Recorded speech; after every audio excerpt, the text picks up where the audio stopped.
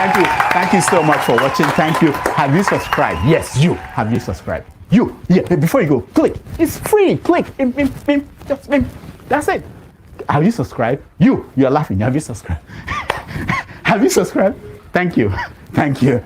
Thank you. Hey, madam. Thank you so much. I can see you. I can see you. We have to get to 100,000 subscribers. This by the end of the year. How are we going to do that if you don't subscribe? Yes, you. Yes, you're about to click off. Why? Have you subscribed? It's free. If you don't, ask your son. Ask your daughter. How to? Just one click. Thank you. Thank you. I see you. Aha. Thank you very much. Thank you very much. I'll see you tomorrow. Thank you. Thank you so much for watching. Thank you. Have you subscribed? Yes, you. Have you subscribed? Hello, my people. LEMFI, the International Money Transfer Service, is here to provide you with a simple and efficient money transfer experience with no fees and the best rate in the industry. If you are in the US, UK, and Canada, LEMFI is here to serve you and help you transfer money to over 21 countries. In all ramifications, they are better than their competitors. We at the Dr. Damages Show are happy to partner with them to satisfy your needs. To that end, anyone who signs up with them using the referral code DOCTOR will get $30 cash back the first time you send $100 or more. From now until July 10th, 2024, LEMFI will enter your name into a raffle draw where you can win an iPhone, Apple Watch, MacBook, gift cards, and others. For an icing on the cake, the first 20 people to use Dr. Damages code DOCTOR will get a signed copy of one of his books, This American Life Safe or Chimamanda, The Adventures of Little Mermaid's African Cousin. Hello, my people. LEMFI, the International Money Transfer Service.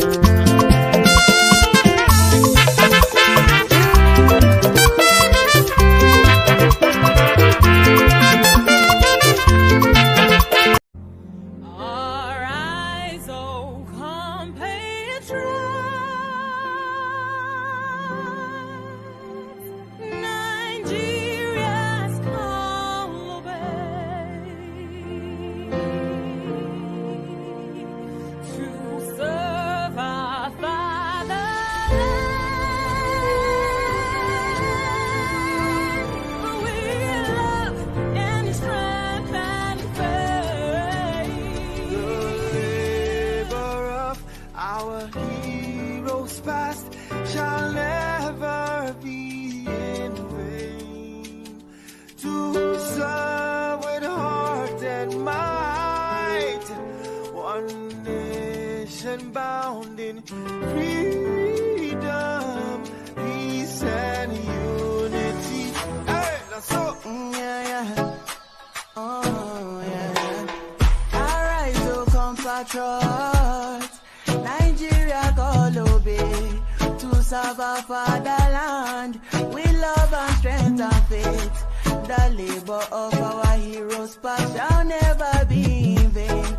To serve with heart and might, one nation bound in freedom, in freedom.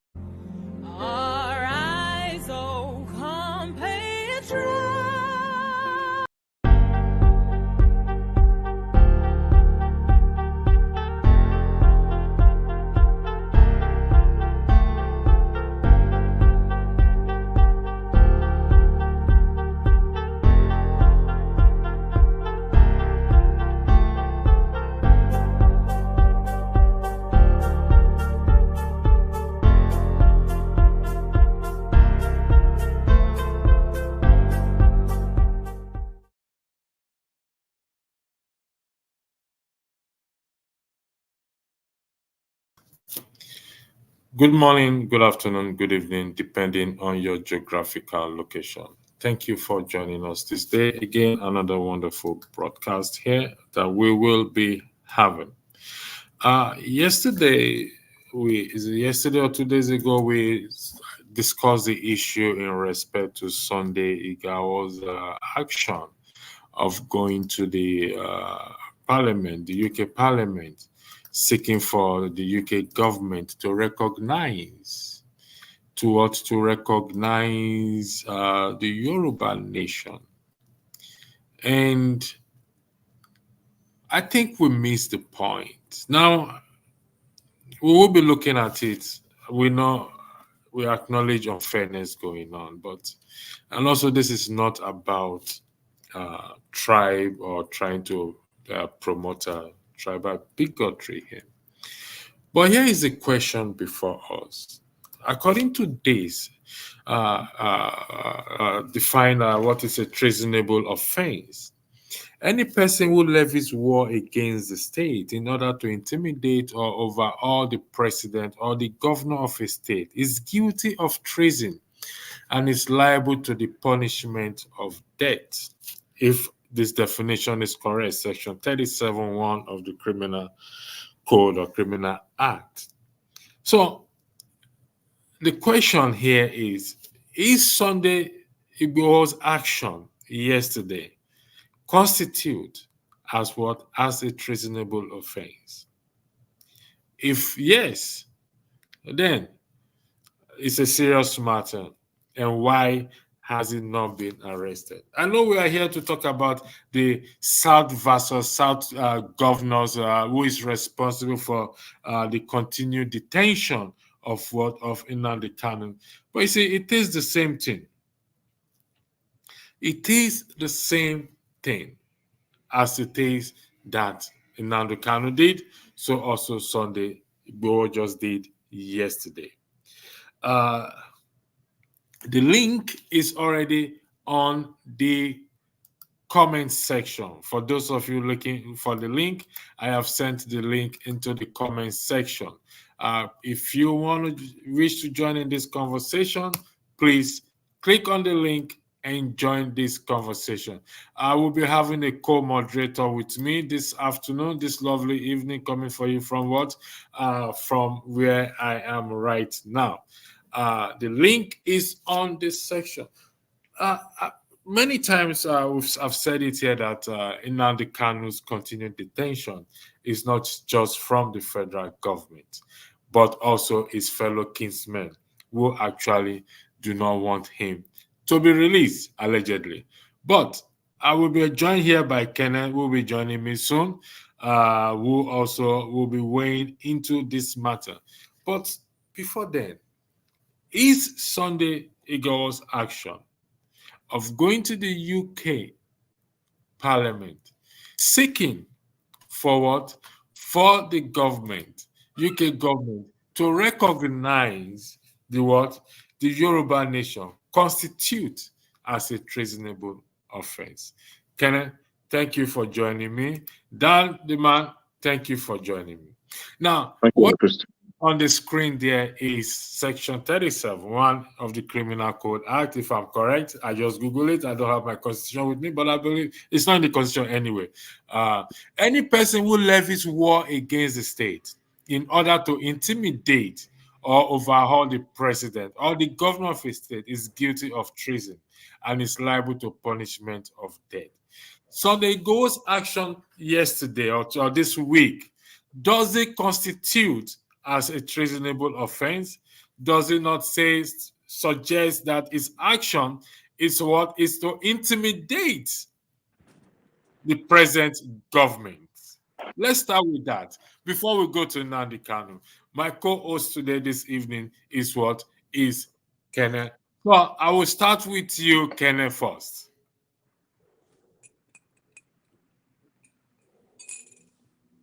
Okay, talking about Sunday Igbo, right? Igbo. I don't know if I got the spelling of the name correctly. In terms of whether what he has done constitutes treasonable felony or not is a very big question that we need to answer sincerely, because Nigeria, as it is today, we all know that there is something they call freedom for right for what they call it referendum, right? So if you have a right for referendum in Nigeria, and I think this is my personal opinion, and I think what Sunday Igboho and his people are asking for is just that right for self-determination or referendum, as you may call it. But on the side of the government, they may be seeing it as a treason or a treasonable offense. The question here is, what does the Constitution state?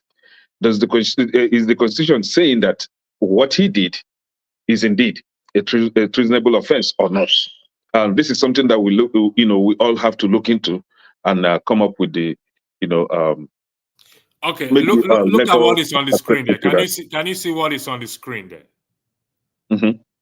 It says any person who levies war against the state in order to intimidate or overhaul the president or the governor of a state is guilty of treason and is liable. Now, going to another country, seeking for that other country to recognize Yoruba as a state of its own, does it not appear to be intimidating?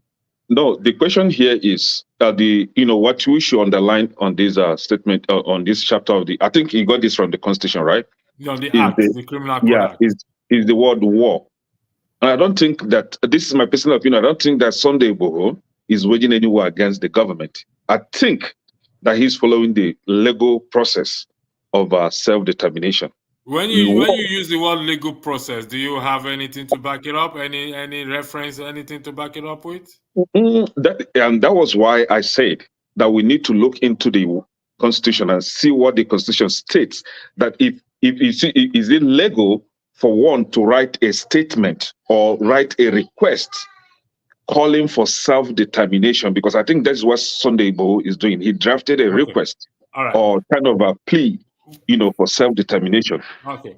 We'll come back to that. Let's stay on the subject. Let's stay on the main topic. We'll come back to. I deliberately brought it up first, just to see your views on. Mr. Tony, welcome. Revolution to come. I don't know who came in first. I think it's Mr. Revolution. Now the topic is the South versus Southeast governor, who is responsible for this kind of continuous detention.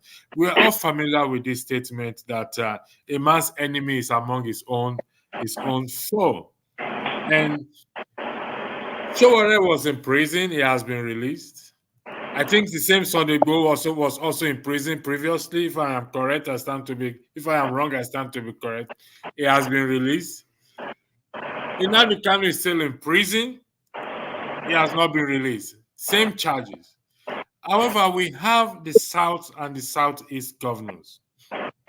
We have the lawmakers who are his fellow kinsmen, who today have not done anything whatsoever to ensure that what is released. The recent lawmaker who submitted the motion to have Tinubu's university, I also stand to be corrected by his name, is an Igbo man, if I am correct. So I will start with Mr. Tony. You have 3 minutes. Are these people, the Ohanaeze Ndigbo, the South versus the Southeast governor, are they the one responsible in keeping Nnamdi Kanu in prison to date? Good evening, everybody. Those who are listening, those who are on the platform, thank you for joining. First of all, let me correct something here.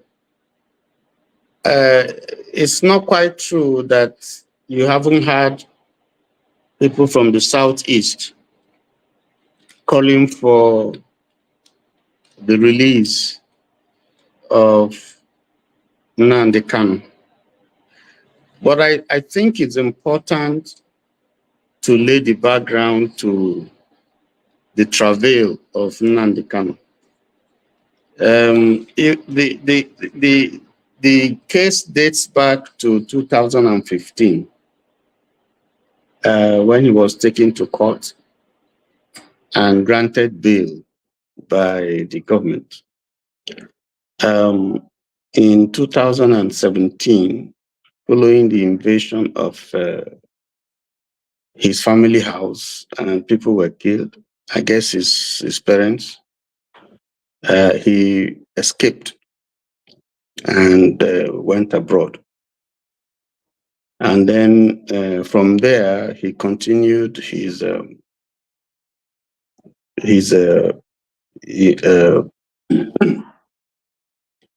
struggle for the self-determination of his people,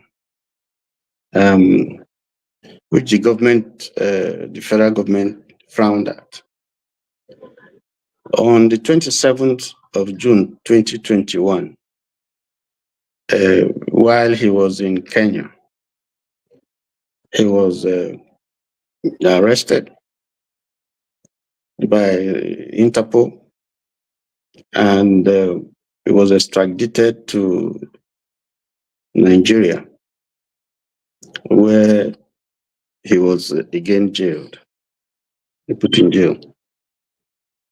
Since that time, 4 years, for 4 years, he has been held in detention without bail by the federal government.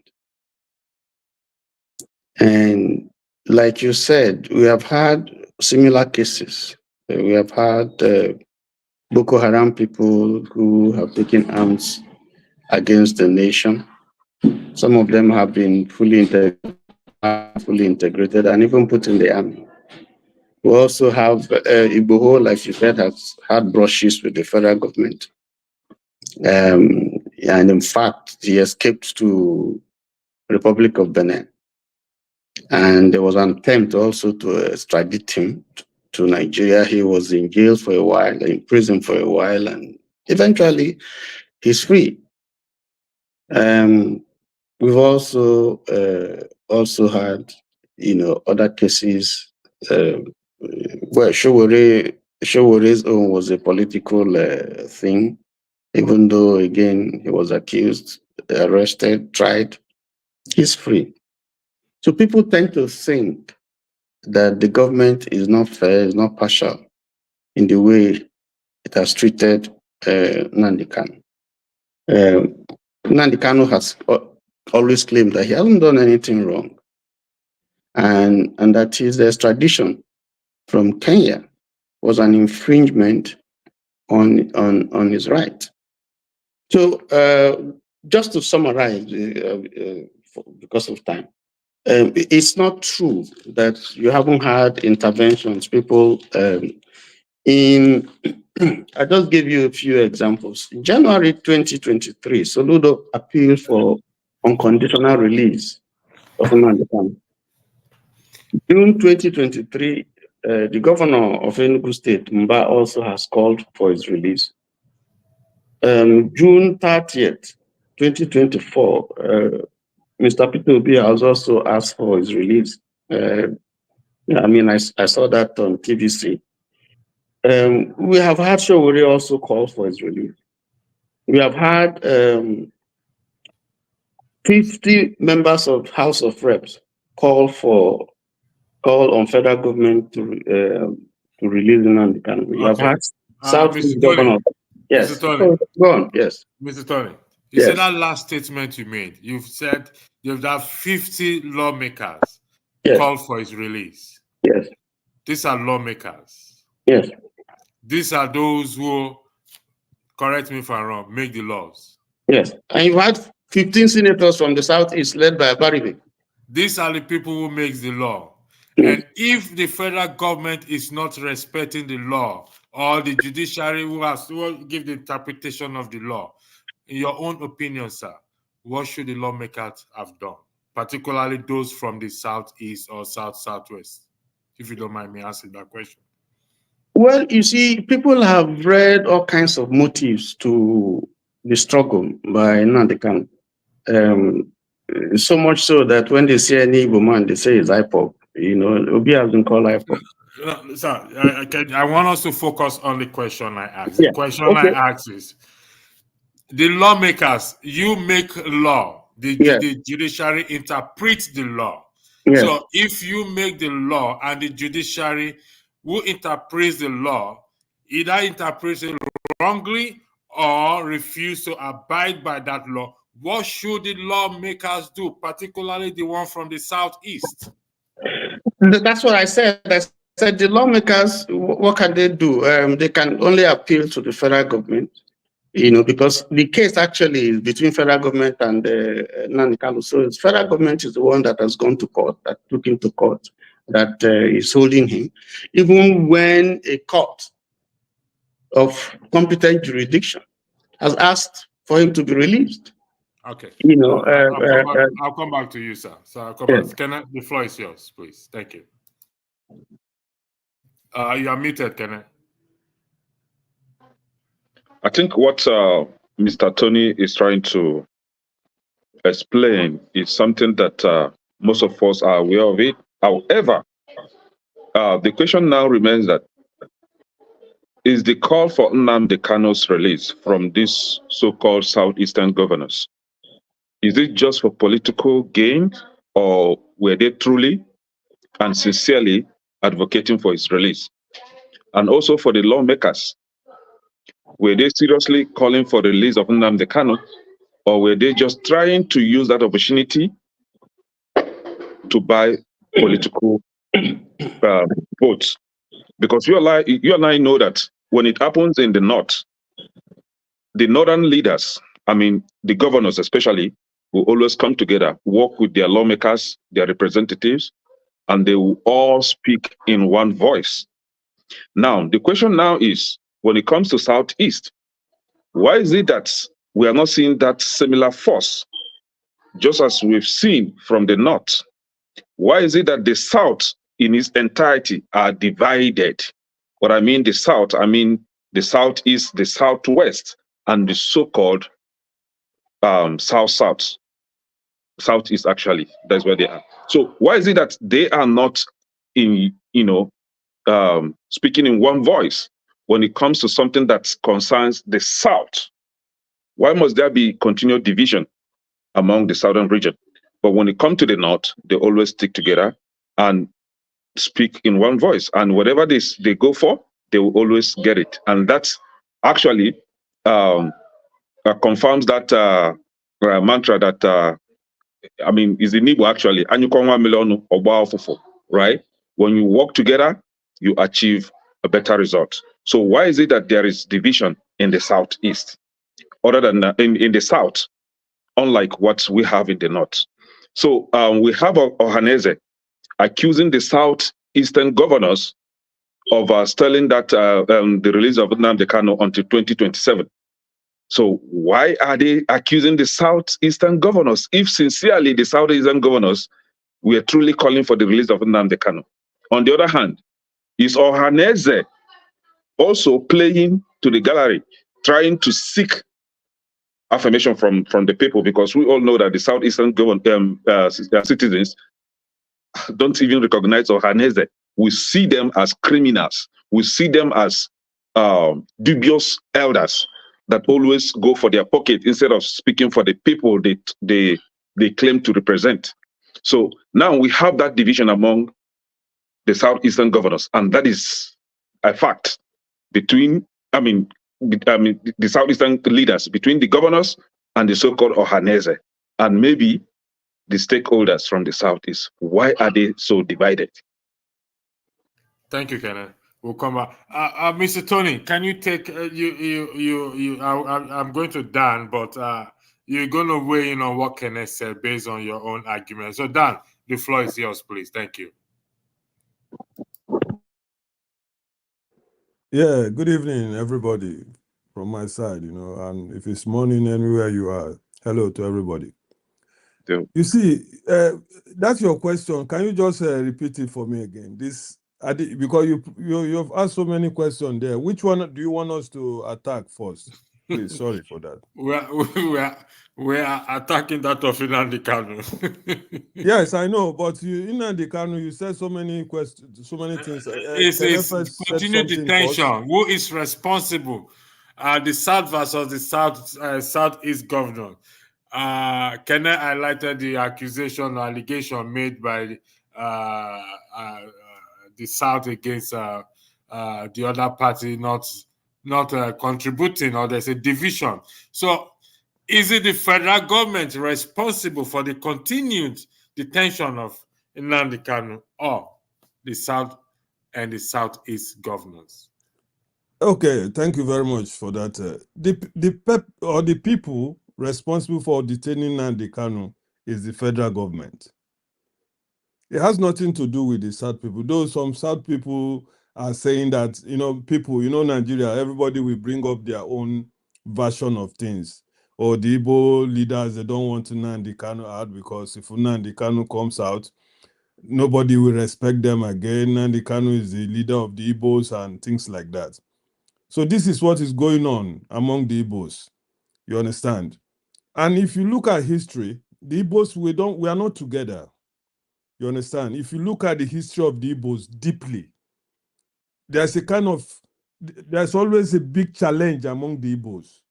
You understand? Even in Igbo family, there's either the senior one or the junior one is richer. There's this conflict among the Igbos. I'm an Igbo man. So when the Igbos, especially these Igbos who are seeking for power, you understand, when they come in conflict with somebody like Nnamdi Kanu, Nnamdi Kanu is a special person. I call him a freedom fighter for the Igbos. You understand? And if you see what has been happening in Nigeria about Nnamdi Kanu, you will see that the Igbos, those ones, if you look at the Igbos in our tradition, there are some people, if you give them money, they sell their birthright. You understand? This is a culture, a typical Igbo man, if you want to speak the truth, is there in the Igbo society where Nnamdi Kanu comes from. And if you look at the Igbos are different type of Igbos. They have the people from Imo State. the old Imo states. They have the people from Anambra. You understand? So there's a big divide, even in the dialect. The dialect is spoken differently. Their understanding also is different in many ways. So Nnamdi Kanu situation is the federal government that is holding him. They brought him back with their power and might. But the Igbos are claiming that Nnamdi Kanu, some Igbo, I was speaking to some guys some few days ago. They told me the radio, I was arguing. I'm a supporter of Nnamdi Kanu, no matter what happens. They have said that the radio station of Nnamdi Kanu, when he was on the radio, he was very insultive. You understand? He attacked the federal government. Call it, for example, Nigeria is a zoo, which I agree with him. All those type of languages. He was more violent in his speaking, unlike Showore and all this the other Yoruba man. His approach, even up to now, when he goes to court, you hear him when he comes to court to speak. He speaks more of anger, authority. You understand? Instead of calming down, which many people say, assuming he have calmed down, maybe they will leave him. But anytime he gets opportunity to say something, he says it with kind of I don't know if you have ever heard him say something when he appears in the court. He goes with force. And in a Nigerian situation like that, you know, Nigerian society, Nigerians are wicked people, especially when they want to deal with you. All these powerful people, when they want to deal with you, the way you approach them matters a lot to them. They want you to bow for them. They want you to tender your, when you are speaking to them, bring down your tone. But Nnamdi has refused to do that, which I agree with him. He's fighting a cause. You understand? Mandela never tempered his tone. He kept going on until he was freed. So I'm a supporter of Nnamdi Kanu. I have a shirt of him, of everything about him. So I'm a full supporter of Nnamdi Kanu when it comes to that level. So if you are saying who is holding in Nnamdi Kanu, the federal government is holding Nnamdi Kanu, and the East are not united on Nnamdi's situation. That's my take on that. Thank you. Thank you very much. KJ, thanks for joining. Thank you, sir. Showore was charged for treasonable act. So also Sonigo. Is there a different law that was used to charge Nnamdi Kanu as such is continued detention? And the role of the South and Southeast governors? Because it's confusing as to why is continued detention. They say what is good for the goose is good for the gander. You're a journalist, a seasoned one, and you probably will also know a bit of the law. Are there different laws that is used in charging Nnamdi Kanu? We need to know this because it's actually a matter. This is not about Igbo or what. Yes, its own kinsman from where I stand. Its own kinsman, like what what's his name? Thank you so much. Rightly said. So the floor is yours, KJ. Thank you so much, Electricity. Thank you, Kene and Revolution and Mr. Tony. I've listened to you guys I didn't want to come in because you guys know how passionate I am about this topic. But Revolution just made me to come in, What Revolution is saying now is what most, some Igbo people have said. And which to me does not hold any water because just like you asked, the law, where is the law? Where does the law stand? If the law didn't say that insulting elders is part of the Nigerian law, why will you hold him down because he says some elders are useless? Are they not useless? When we were growing up, things have changed. When we were growing up, when we were still young men, like 10 years, 20 years, we follow our fathers to meetings as an Igbo man. Because in that meetings, you hear proverbs and how issues are dealt with. At that point, elders were still elders because those ones who will collect bribe, they still tell you. Those ones, when they want to stand up and speak, they say, no, you sit down. It's not time for asking for money for snuff. So those people the people in the community know them as snuff collectors. They don't go to represent the people anytime. But there are elders who are always on the straight path and they call a spade a spade. In fact, even if you are a stubborn boy in the community, they will still say this guy is stubborn, but what he has done does not justify what you are doing. They put it straight. Look, the Igbo society does not prevent people from being stubborn. In my community, in where I come from, they say the people who are stubborn are the pride of the community because they are the ones who stand out when there's a reason to call young men to action. They say, go to this person, go to this person. When he hears this thing, he will not agree. And exactly what's what happened. As for my own case, my family happened to be one of those people who they always say to go and tell them this kind of thing that happened. We will go for a return match. So what am I trying to say in this? I'm sorry I took your time a bit off. Our elders in Igbo land are no longer what we used to refer to as elders, and not all of them. They are still very responsible elders in Igbo land. But if you remember very well, on this same program, I said when they handed this case to Ohanaeze Ndigbo and the Ndioshi, okay, I said it wasn't going to go anywhere. I said it here.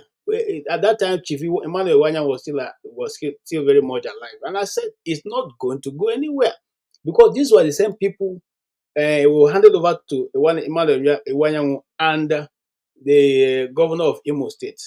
Remember, in his broadcast, these are the people who he has pointed out ills that they've brought to Igbo land. Now, he says so many things about those people. Whether they were right or wrong, we still don't know. But those things he said, and these people see him as an arch enemy. Now, you say Igbo people should gather together and make their voices known through these individuals. What do you think they're going to do? Nothing. So I wasn't expecting that they're going to go and discuss, with the federal government to get them out. And then even talking of still on people in government, Mr. Benjamin Kalu, who wants to change Abia State. He's from Ben, the local government, Ben, the Igbere side of Ben, okay? And his place where he is maybe like 1 hour, less than 1 hour drive to where Nnamdi Kanu is from.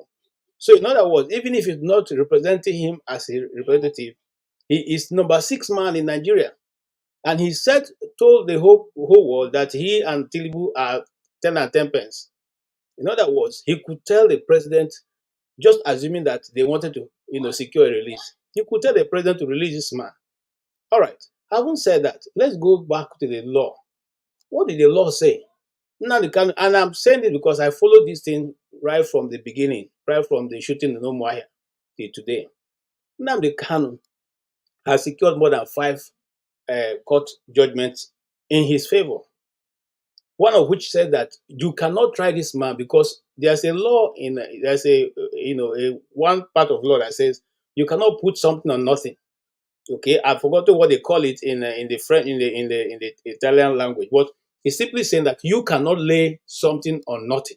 You went against the law. The law cannot now side you to now begin to prosecute somebody you smuggled out of a country without a due process. This is a appeal court judgment handed down to Binta Nyako, which he refused to follow. That same appeal court judgment said, give him his bail. He wasn't supposed to be taken away. That bail was not supposed to be taken away because he did not jump bail. It is clear. What I'm saying is written, in black and white, that he was about to be killed, and nobody. It's only a tree, an Igbo land that is in the Igbo people say only a tree stands. They say we're coming to cut you tomorrow. You still be standing there tomorrow. That you don't stand when you hear that your life is in danger. So the Supreme Court affirmed that decision, saying the man escaped for his life and his bail should be what? Restored. The government and their cronies refused to follow it. Now, you are asking something. What I wanted to say here is that, look, we don't have a law in Nigeria. The law is according to who is in charge of government. If I'm the governor of my state, the law is according to what I say is the law. Okay? I can decide to say today, let them go and carry very dark man. Even if he didn't do anything, they go and carry him and lock him up. Who will challenge me? Come and let the Mopos beat you first and foremost before you even go and get judgment. Let me tell you something that's happening in Nigeria. Look, I'll give you a personal example. I was traveling one time, and then there was this army checkpoint, and they stopped me, and the guys were, even after I told them let's split the call, the guy said what, was trying to challenge me, okay, and one of them was trying to say he was going to beat me or something. He was trying to. I said, my friend, Do you know who I am? Do you understand who I am at all? So why was it, they were still, I don't know what this history was, because we caught them in the middle of taking bribe. Whether they thought we were going to report, whatever, I don't know.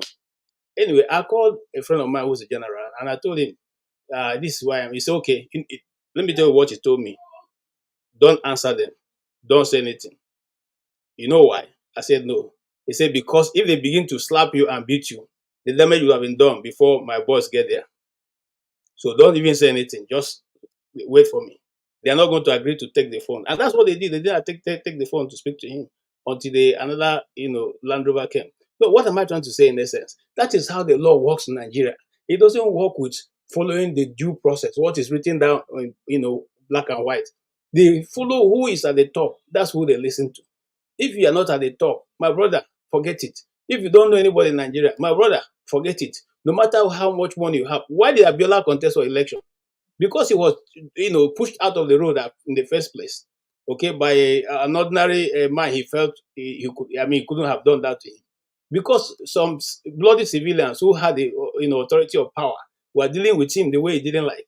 So coming back to the Nnamdi Kanu's case, you see, that man will only be released if youths, young men, and other it may not even be Nigeria. I mean, Southeast.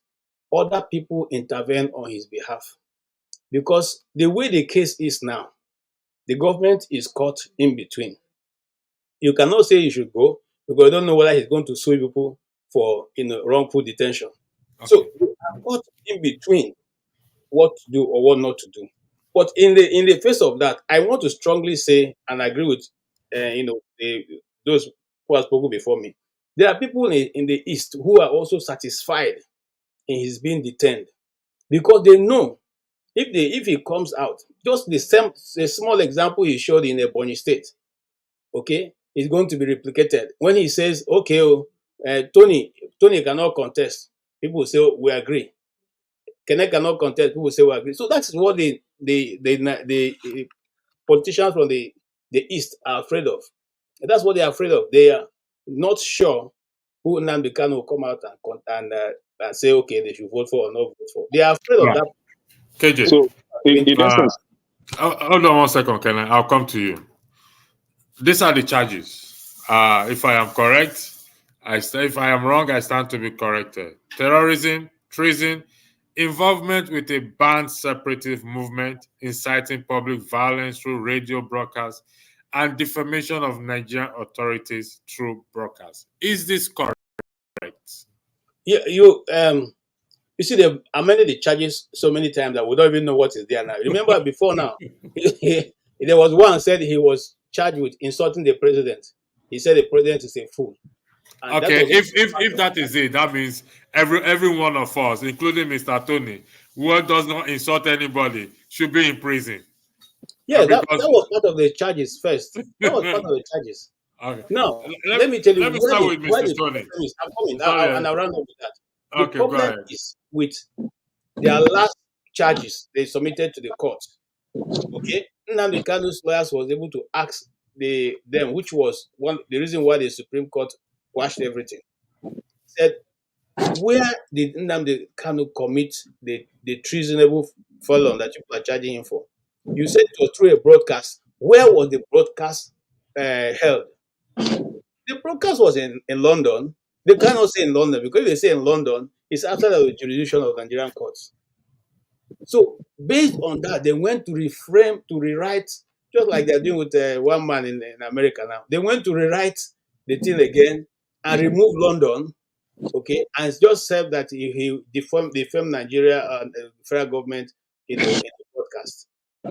And that is what Murtala Nyako wants to sit over, instead of simply saying, look, I don't want, dismiss the case, okay? And you have held this man down for 5 years now, counting. You are going to 5 years now, okay? And still, nobody is saying anything. And those righteous individuals who have been saying Nnamdi Kanu wasn't doing it, he was insulting everybody, was doing it. What have they done since Nnamdi Kanu was locked up? Okay? If not for Simon Ekpa, will we even hear anything anymore since the time that Nnamdi Kanu was put in prison till today? Will you have heard anything at all?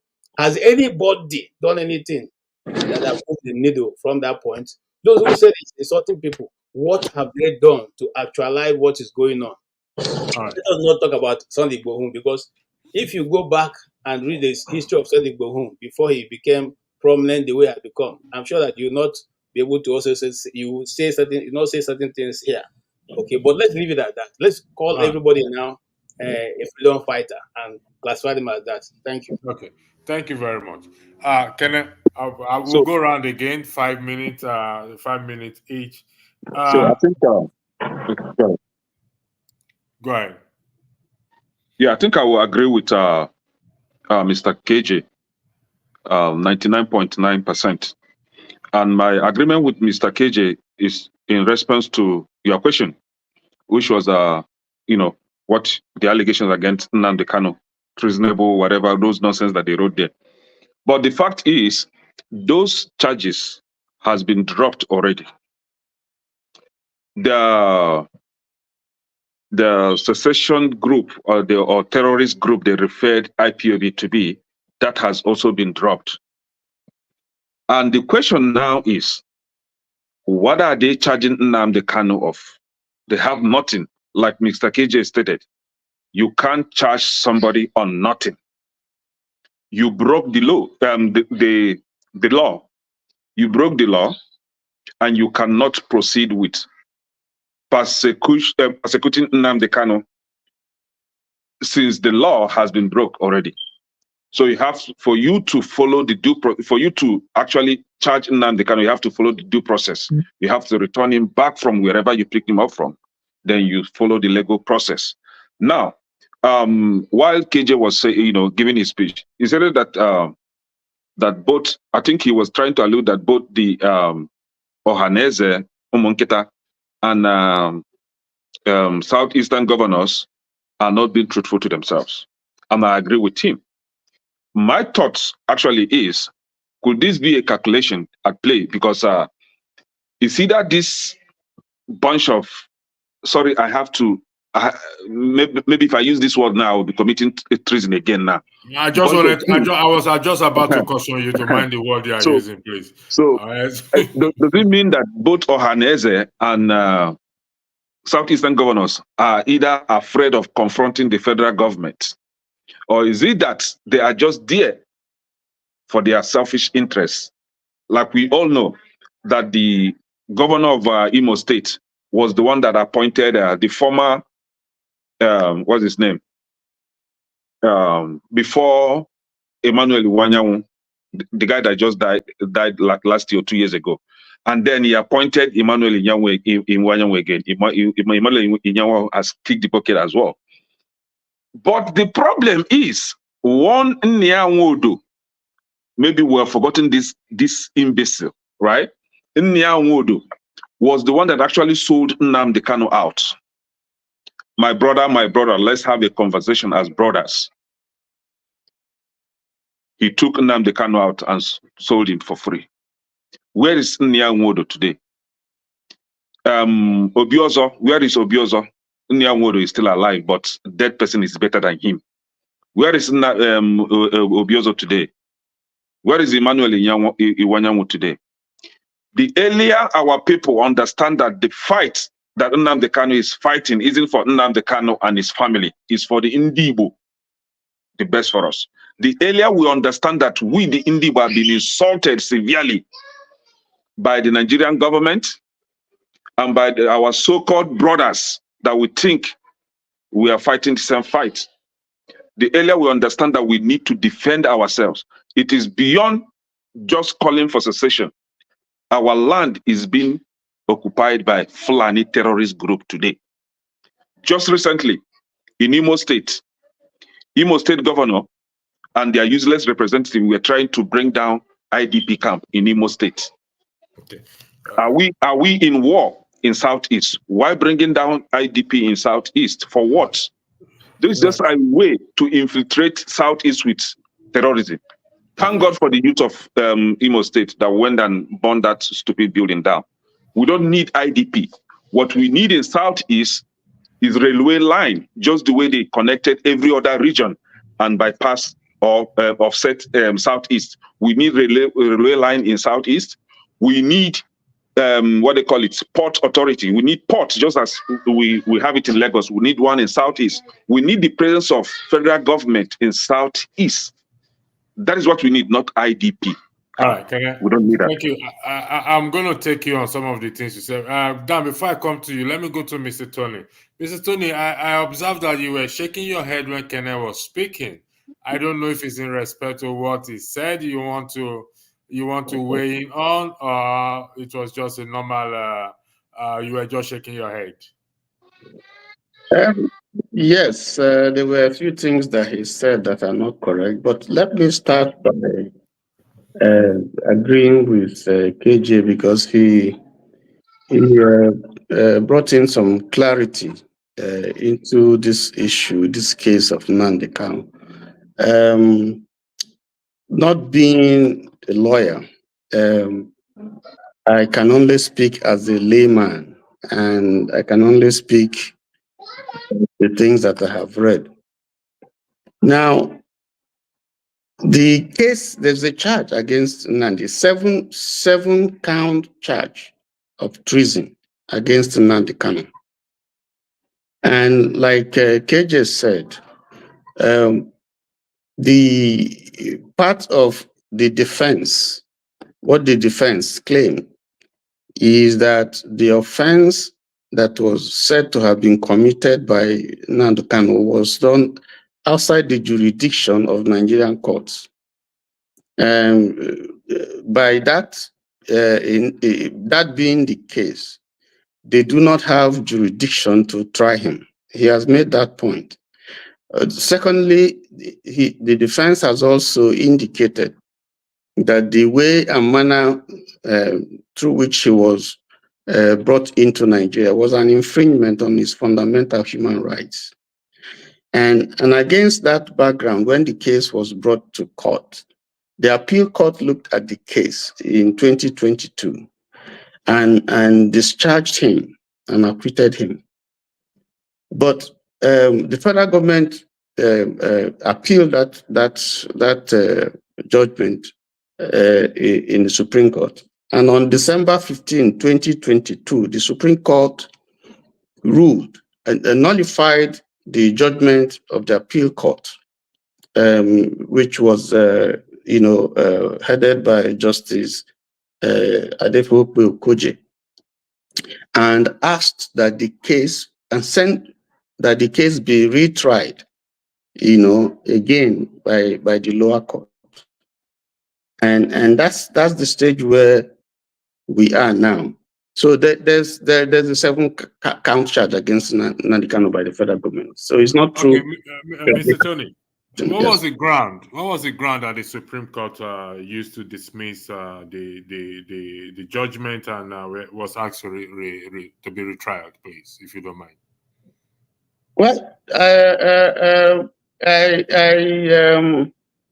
I don't have the grounds here, but what I know is that the Supreme Court frowned at the decisions of the judgment of the appeal court, the Federal Appeal Court in Abuja, and asked that the case be retried. So it was brought back to Binta Nyaku's court, where the case was originally being tried. The same court that had the Federal High Court in Abuja, the same court that had was trying. And Nnamdi Kanu's position is that woman, the judge, I beg your pardon, is biased, and that she should recuse herself. The Supreme Court, that the woman is biased and she should recuse herself.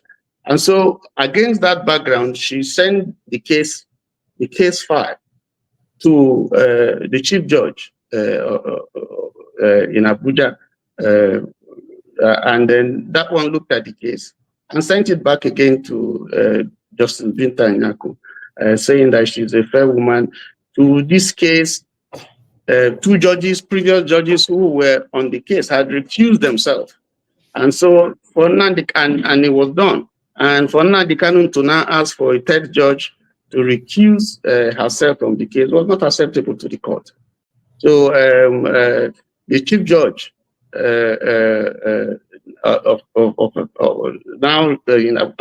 now decided that Miss Justice Binta Nyaku should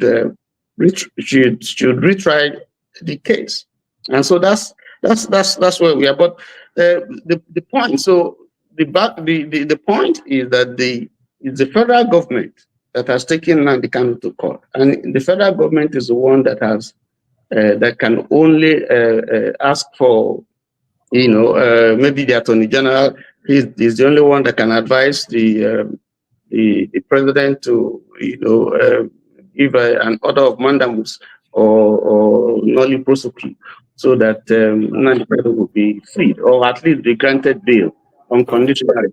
Here is what is confusing. I said it earlier. Well, they said what is good for the goose is also good for the gander. If the charges has been amended over time, yes, meaning that it was reduced. Okay. It was amended when Nnamdi Kanu, like KJ said, when Nnamdi Kanu told the court, when his lawyers told the court that they don't have jurisdiction to try him because the offense that they are alleging that he committed was in the UK. So how can you try me in Nigeria for an offense that was committed in the UK? So let's look at it this way. Sorry for interjecting. Okay.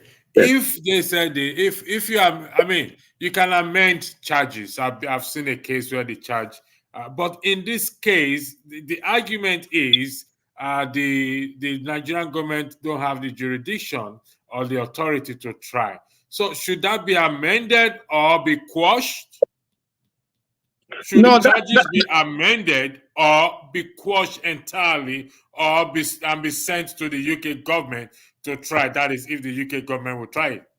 No, I think that the federal government realized that the defense has the case, so they had to amend the case so that they had to amend the charges to reflect what is the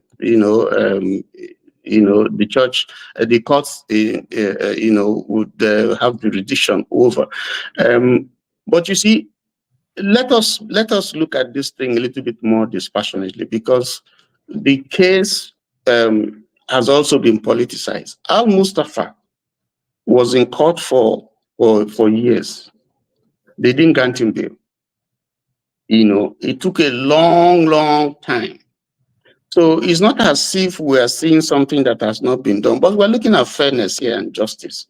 I think that if you look at the way all the others have been treated, I think it's also, in my opinion, and I might be wrong, I think there's nothing wrong with granting him bail at least.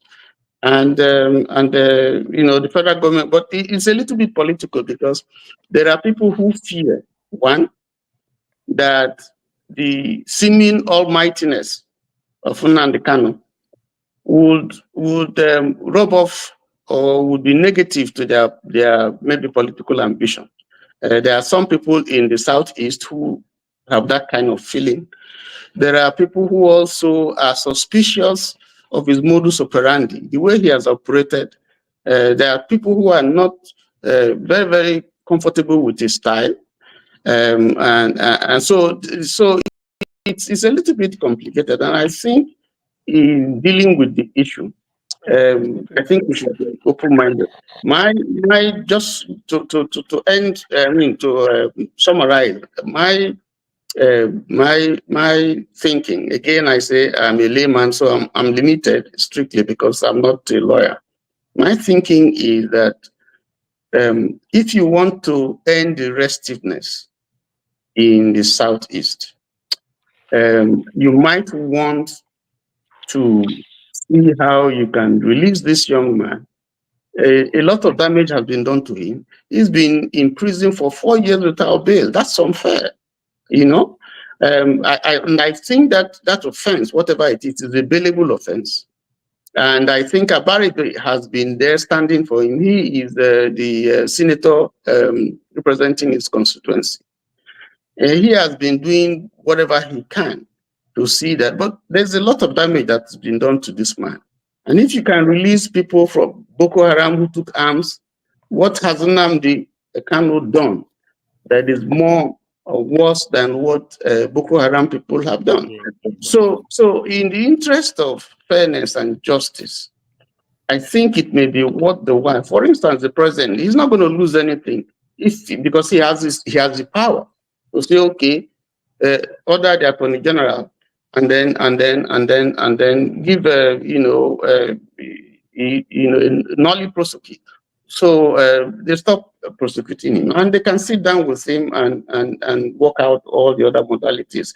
That's my thing. Thank you very much, Mr. Tony. Mr. Dan, does Nnamdi Kanu poses a threat to the nation, or we need such a person in this present context of Nigeria compared to Peter Obi and who is a peaceful man, and in the present context of Nigeria right now, do we need a person like Nnamdi Kanu who is I'm looking for the right word to use, who has a revolutionary mind, not necessarily violent, but who can push for a change? Thank you, gentlemen. But Andrew, I must tell you something. Go ahead. If you have to look at Nigeria's setting first of all.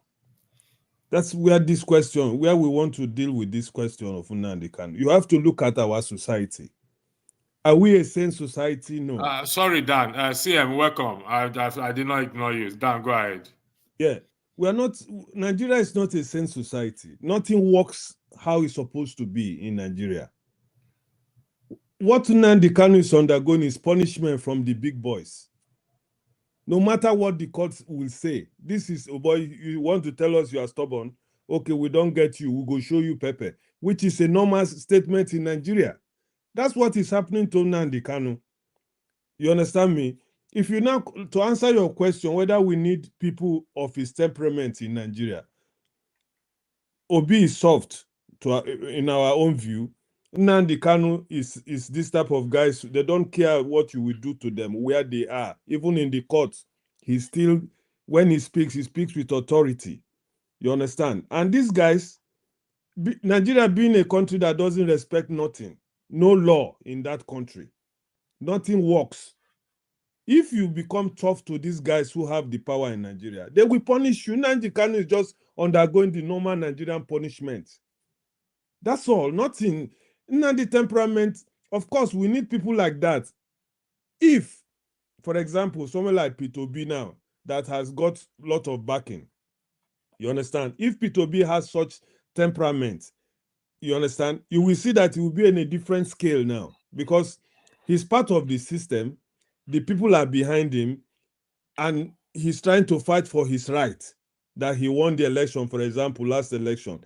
If he has this type of Nnamdi temperament now, we can understand that. But people like Nnamdi Kanu, who is fighting for the division or for the Biafran state, because the Igbos are not respected in the Nigerian society or Nigerian whatever it is.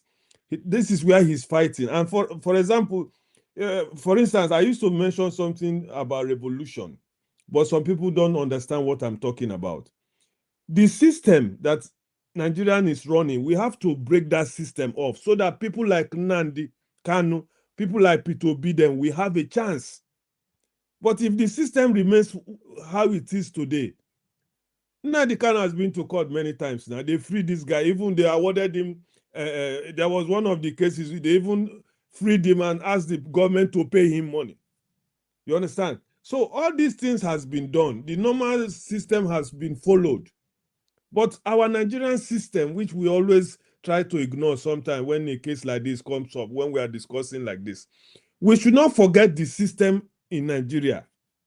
You understand? Because if we want to overlook that system and talk about the courts and use these technicalities of the court and all these technicalities you guys know better than me, nothing will change until we remove that system. So that Nnamdi Kanu, if you go to court say free this man, immediately they will free him.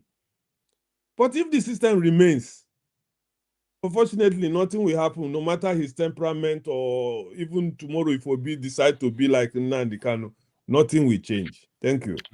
All right, thank you. CM, welcome to this evening. You don't need introduction to this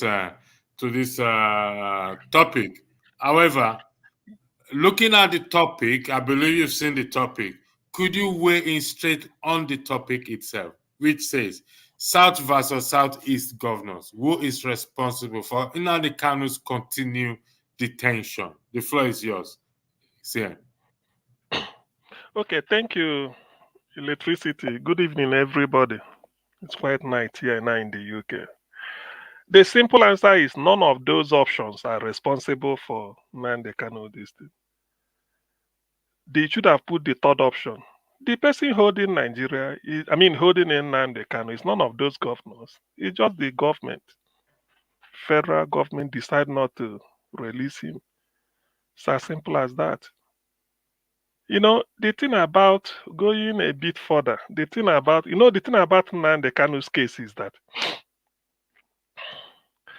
either that some people deliberately want to sidetrack the main issue, why Nnamdi Kanu is still in detention, or they just want to, bamboozle people. Nnamdi Kanu is being held up till this moment simply for one word: he is Igbo. That's all. So As far hold on. In the matter of the law, yeah, can somebody be held because he's an Igbo? Don't forget, Showore was held, was charged for treasonable. I don't want us to go. Like I said, it could be Kenneth that is held. It could be, let's say I am not an Igbo man. If I'm not. It could be anybody. So I don't want. So are you suggesting? Are you saying that? What do you base your premise on that he was being held because he's an Igbo man? Well, my premise is this, Well, thank God you said what I base my premise on. Please. I think that was last Sunday. I wish I will bring in Dr. Dele. I think Dr. Dele Ogun, the guest we had on 90 Minutes Africa, either last week or so. Yeah, Dr. Dele Ogun, yeah. Somebody who read 80 books before he could produce one book. It's a research. Anyway, but let me not go there. The thing is that the reason is this. We all know it. We all know the predicament of the Igbo in Nigeria. It's as simple as that. I don't want people, these are facts. These are what we know. If a writer, they call him the grandfather of African literature, Chinua Achebe, as far back as 1983, in his book, The Trouble with Nigeria, he said, Nigerians of other ethnic group can never agree on anything unless they are common resentment of the Igbo. I don't know how old was I in 1983, but now, in fact, I had the book. I read it today anyway. Like, look, I should have bring it and show you. When I refer to it, I say, my God. You see, the thing is that Nnamdi Kanu's case had shown me that those that feel that we are Nigerians, they feel that we can never allow Igbo man to leave Nigeria, and we can never allow them to be Nigerian president. This is the dilemma of Ndigbo. Nnamdi Kanu was a one Nigerianist. He marched in the street of London to Nigerian High Commission in London, Northumberland Avenue, to protest, to tell Yaradua that by buying the leader of Boko Haram extrajudicially, say it's not good. He said it everything. It's on tape. He was the person, even engineer, telling Nigerians in the UK and London that we have to protest against this government, and they did. But when he found out that the hunter is now the hunted, he felt no. The best thing for me is to take my area. Let us leave Nigeria. Those that want to be can be. So, in fact, Nnamdi Kanu has nothing to do with law because by their own case, you try them in your own court. You can't find him nothing. You keep amending charges. You don't do that. When you bring somebody to a court and that charge you are charging the person collapses, the person is freed. Tomorrow, the person will have to leave first, get out of the court and celebrate that victory. You are at liberty again. Maybe when you like in future, you arrest him again for another charge. That's fair. Not when the charge collapse. You hold him, amend it, and tell him to come tomorrow. Who are you? Who are you deceiving? Who are you deceiving? Do you know why I'm saying this? Nigeria today, when Nnamdi Kanu's case started, for those that I know people are hearing me, you can't be more Catholic than the Pope. The advisor who Nnamdi Kanu respects after his parents is Professor Ben Mwabweze, the constitutional law expert. Nobody takes precedent when he was alive in the whole of Africa. Nobody. The first professor to become was given a son. It was because of him they started it. That is the person Nnamdi Kanu listened to. He said Nnamdi Kanu has no case. Lord Dennings in the UK here, they quote it. Anybody who studied law in Nigeria, in fact, for you to be a lawyer in Nigeria, for you to get bachelor's degree in law in Nigeria, you must read at least 2 or 3 books, compulsory, written by Professor Mwabweze, otherwise you won't pass. Lord Denning said you can't put something on nothing and expect it to stand. You cannot go to Kenya, tie somebody's hand behind his back, blindfold him, beat him for 8 days, starve him, bring him into Nigeria and say, come and stand trial. Where is it done? If you want to try Nnamdi Kanu, you send him back to Kenya and pay the damages, then tell a Kenyan government, extradition, we need him. Then you start. That's what they call rule of law. That's why the case failed to be an issue. They're just telling him that you are Igbo, you can't do anything because we are like the Jews they want to treat. But let me tell you, the genie they say is out of the bag. Nigeria is gone. Nnamdi Kanu has damaged Nigeria beyond repair. All this Nigeria you are hearing, when you hear somebody say it's from the southeast and is talking Nigeria, these are people that are looking for money. 99.9%, their mind is in Biafra. They are operating as if they are in another country. Nobody is interested. Okay. This is pure humiliation to Ndigbo. Forget, there's no law. What are they doing? You have the whole son in Nigeria, employ them. They will call Nnamdi. Let me put this. Professor Michael Zekum made us to know you were joining Nnamdi Kanu's case. Say maybe you are coming on October 31st. By October 30th or October 31st in the morning, they will fax them a this thing. Say this is the charge now. Amendment. This is the amendment. Where is it done? Then they will now come to court and say, we got this thing. Your Lord, my Lord, we got this thing this morning. Or we got this thing yesterday. How can they haven't got time to prepare for it? They will start arguing it. Why? Because he's an Igbo man. That's all. That's just what they are doing. The essence of doing this is that to feel that they do you know what Nnamdi Kanu's case represents? Because I don't want to talk law. There is something they call air, which everybody breathes in. You cannot see air. You can only feel it as a wind when the wind is blowing. You see the trees shaking or your clothes are shaking, the one you dried out. In the Igbo, it's like wind. Anybody that can catch the wind can stop Igbo man's progress. But if you cannot catch the wind, you are wasting your time. Thank you. Thank you. Sorry, Legacy, before you go further, let me buttress some of what he has said. Because like I said, I have a full dossier of what went on. Now, I want to take your mind back to before I tell you what I'm going to, give you the name. I want to take your mind back to when Nnamdi Kanu was kidnapped from Kenya and then brought to Nigeria. And I thank Florence for even bringing that to my knowledge. It was announced in Hausa. Malami, attorney general. Malami. Yeah, the Attorney General of the Federation did the broadcast in Hausa language to let them know that their biggest enemy had been captured. It was celebrated widely in some part of the north. They went to town dancing and celebrating. In fact, so I want to say this. Nnamdi Kanu is a trophy that what's his name, Mohammed Buhari won when he was in government. That's the trophy he can show his people, that he was able to capture that boy who was calling him stupid and mannequin. Now, whether we accept that or not, that's the truth of the matter.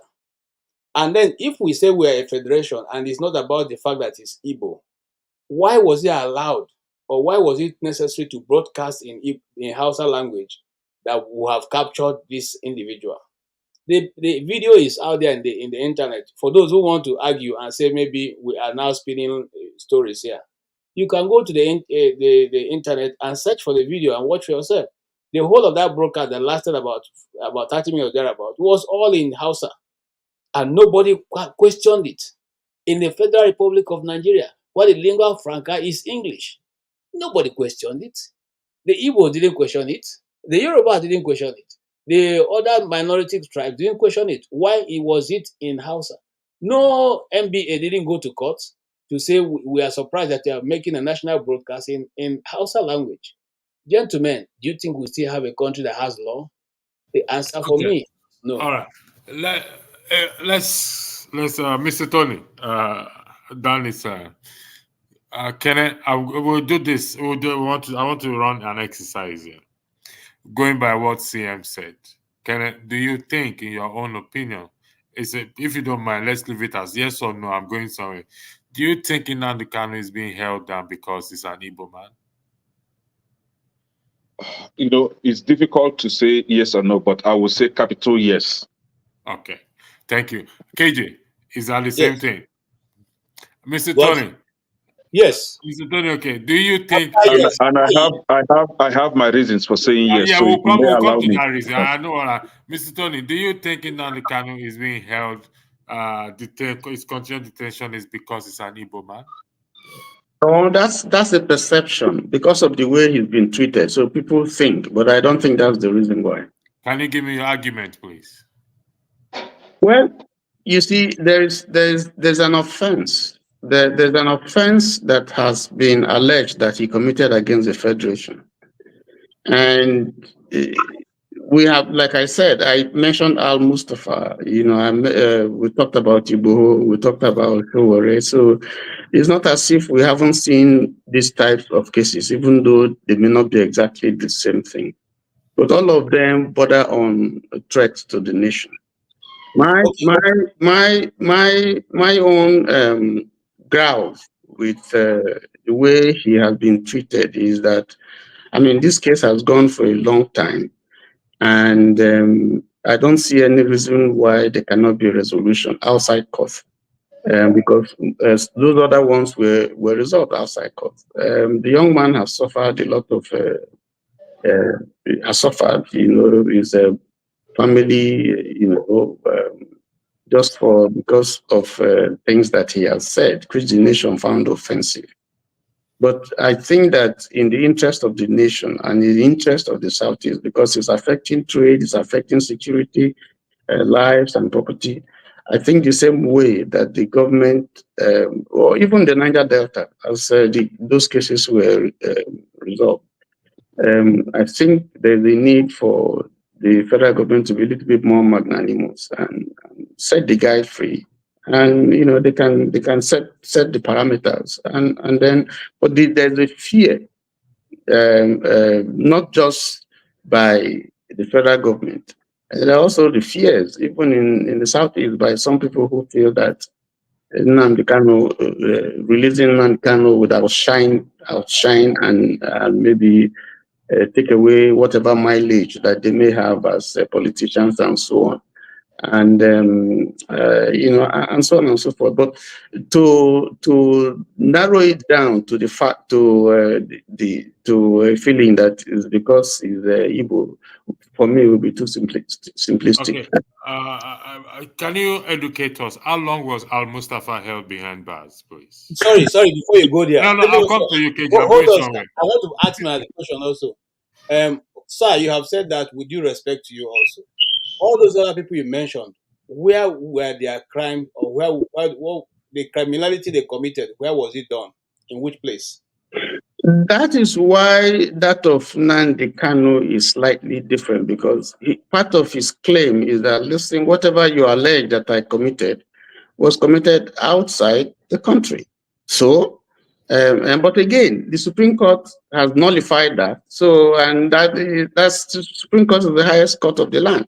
So, unless it reverses itself, then we can. That's the end of the road. So the Supreme Court has said that the case should be retried by the lower court, and so at the lower court. You are misquoting the ruling. So can I? Sorry. So what's going to happen is, yeah. Can I also make my own case for saying that yes, Nnamdi Kanu? Oh, yeah, you will. Okay. You will make that case. Okay, should I go ahead then? Jagun, welcome. I'll give Jagun the floor. Then we will now go to that question I asked. I have my own opinion on that. I shouldn't. I'm the moderator. I have an opinion on that. Kenneth co-moderating with me. So after Jagun speak, we will go on a free flow discussion whereby moderating for me will be less, will be very, very minimal, so that I can give my own opinion. But Jagun, welcome to the show. I believe you've seen the topic, and so I will yield the floor for you. You have 5 minutes to weigh in on the topic. Thank you. So thank you very much, Electricity, and I greet all my brothers on the platform. Dan, we haven't seen you in a while. Oh, it's very good to see you. Nice to see you too, man. Thank you, brother. I didn't know. We spoke, I think it was on Wednesday, and you showed us that this would be a topic for today. And I felt it's an interesting topic. I haven't listened in for a long time. I was a bit busy at 9 o'clock, so I came in rather late. However, in coming in and seeing everybody, 5 people on the platform and myself, and of course yourself as a moderator, everybody's Igbo. And obviously, those who want to represent... Point of correction, everybody is not Igbo. I'm not Igbo. No, I sided you away. I said 5. Okay, all right. That not being a problem, because at the end of the day, every individual has to represent themselves. So the fact that there are 5 Igbo people here and myself and no one from any other region, it's I don't know if it's telling, but me personally, I'm not like that. I'm a person, I will show up at any occasion as myself because I'm unafraid and unapologetic. Now, where Nnamdi Kanu is concerned, me personally, I have a lot of issues with himself. And I would like a one-on-one with him, a deep one-on-one. What I like, where I agree with many of his utterances over the years, I find myself not seeing him as a frugal and mindful leader. He may be a leader, but I don't see him as mindful. I feel he has many claims that can't be substantiated. They just can't. He can't substitute. He can't deal with me on the question of Biafra. I'll break him into 1,500 pieces. He cannot deal with me on that. And I know this. On a verbal level, whatever you think, Ekene, I know your thoughts, Ekene. I understand your thoughts, but he can't. Because what it is that when you come to a point of view of discussion on any subject, the reasoning within that subject has to be universal.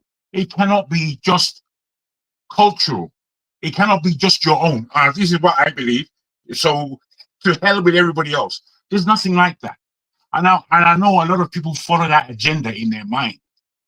Now, when Nnamdi Kanu eviscerates the neighbors in Igbo, from Igbo land, the Ijos, the Ibibio, the Calabar, the Urobo,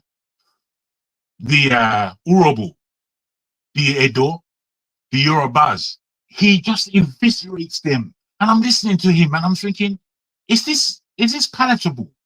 Is it palatable to you to hear someone speaking like this about your neighbors? How are you making any relationship? How does that make a relationship between your neighbors to speak in them in such terms? That's where I have a massive problem with him. And as I said, if he's in front of me, he cannot deal with me.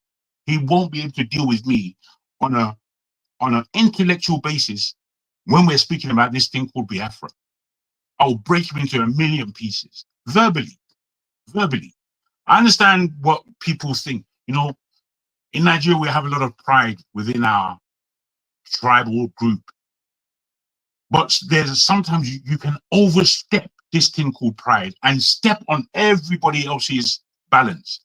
And it's unfortunate that people from the East who follow and love Nnamdi Kanu cannot see, they see him as a perfect individual, is the way I see it. And he's just a human being. He's just a human being like every other one of us. Me, I'm not afraid of this Igbo-ness, Igbo-centric. I'm not afraid of it. It doesn't scatter my mind. Some people, they won't talk because they're afraid. And the pursuance of this kind of agenda is to commit fear in people's spirit, is to commit some level of I am better than you. And when I get that attitude from people, I'm coming with my big foot, my big 12-foot shoe, and I'm going to stamp all over that shit, because that's what it is. Now, having said all this, I do not believe he deserves to be in prison.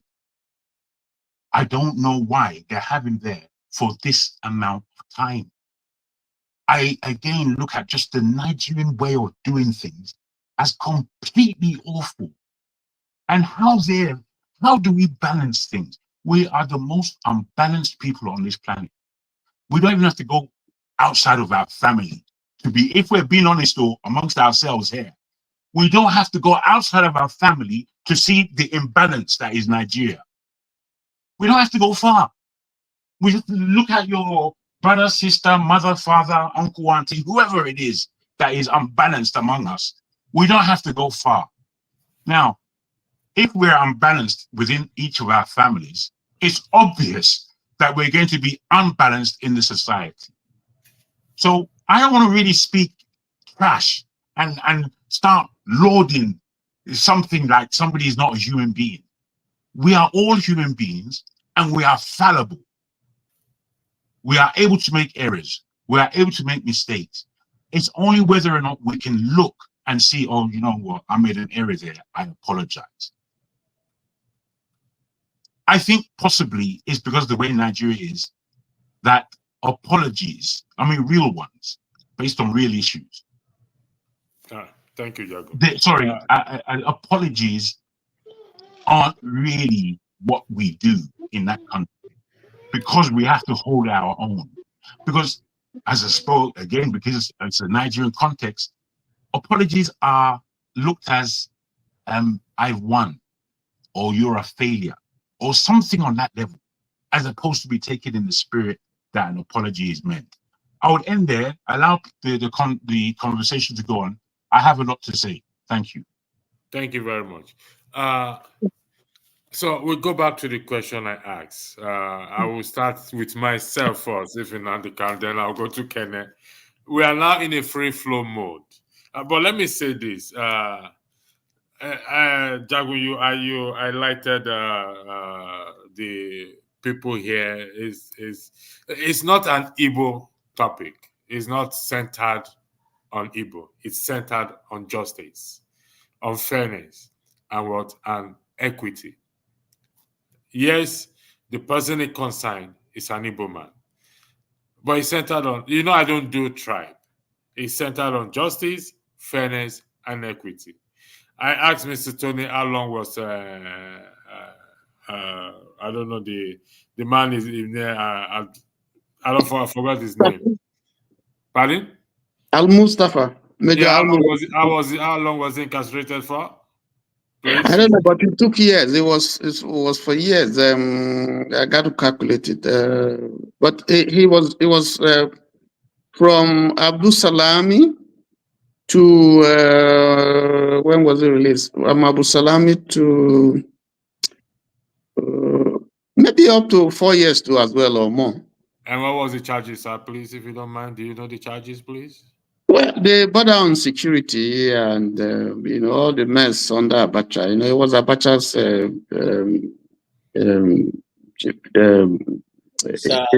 Tony, he was never charged. He was detained.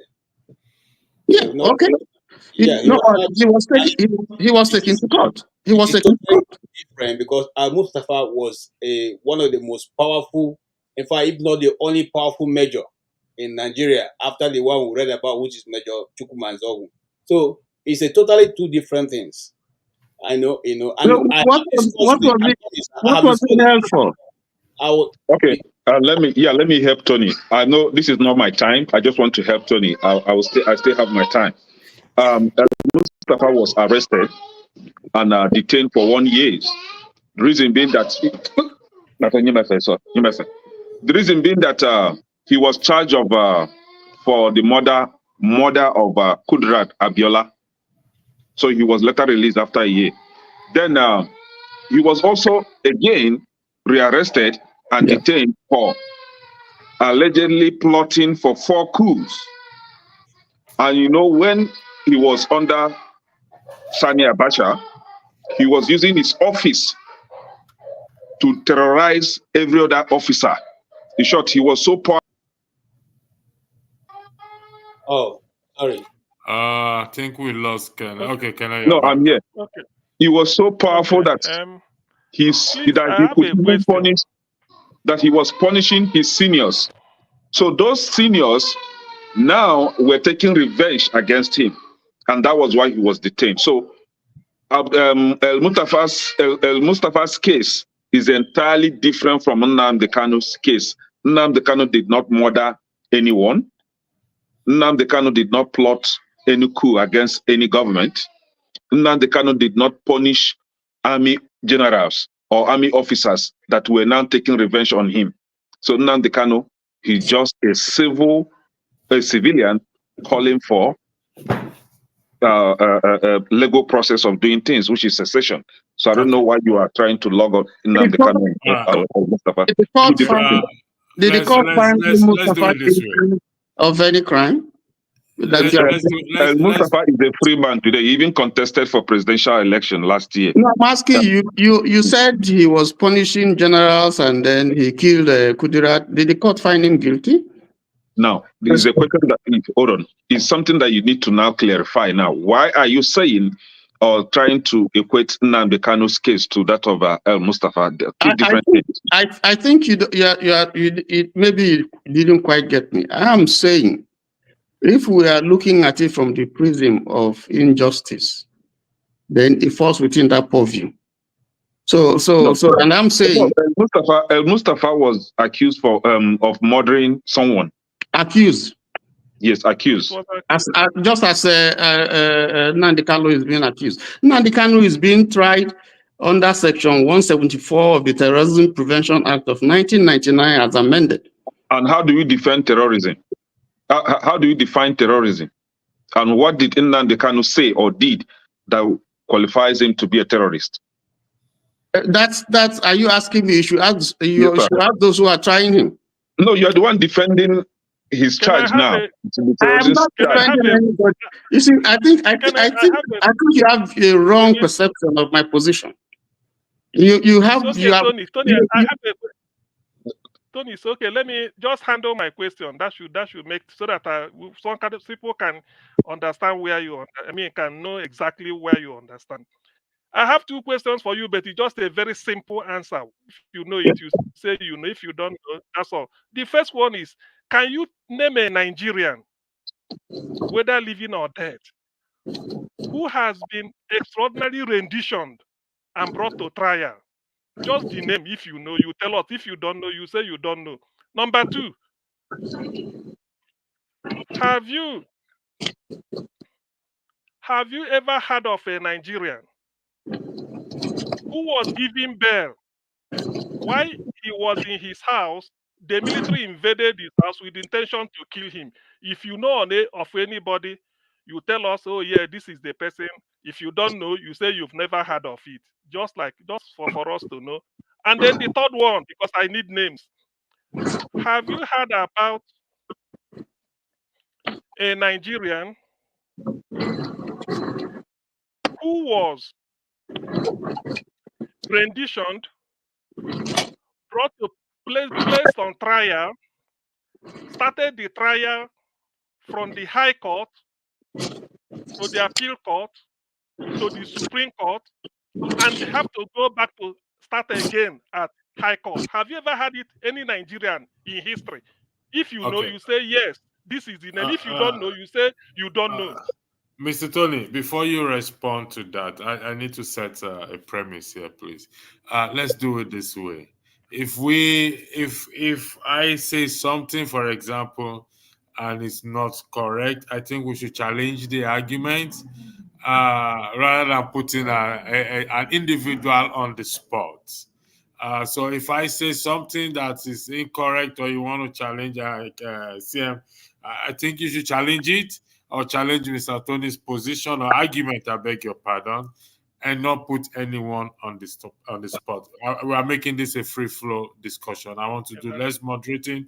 We can interject each other with respect, nothing personal. So I don't know how I'm starting from. I'm supposed to start with Kenneth in respect to the yes and no. No, let me reply. Okay, all right. Mr. Tony, it's your choice to reply. So please do reply.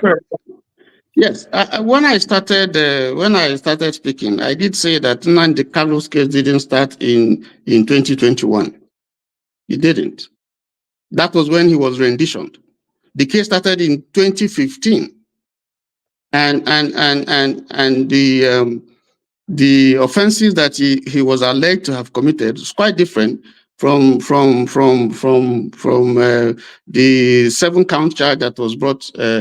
That was later brought, because just like it's been said, there's been series of amendments. Now you asked me a question. 3 questions you asked me. I concede here that I'm not a lawyer. I don't know if you are a lawyer, but I concede here that I'm not a lawyer, and I'm just speaking as a layman. I made that very clear. The point that I'm making is, which is very clear, and anybody would have picked it. It's the justice behind what has been, whether justice has been done or not. It's not a question of whether he's an Igbo man or not. That's a very, very narrow way to look at it, and that's why I had to make. I'm asking of a name. Excuse me, give me a right to express myself, please. Hold on. I listened to you when you were speaking. You asked me a question. Let me, excuse me. There are questions that waste time. What I want is, if I ask you, do you know the capital of United States? I am not in a law court. You cannot be asking me yes or no question. I have the right to express myself. That's all. Oh, please, guys. As a deputy, let's not turn it into a argument. Let's hear what people have to say. Hold on. Let's understand ourselves here. Mr. CM asked a question to Tony.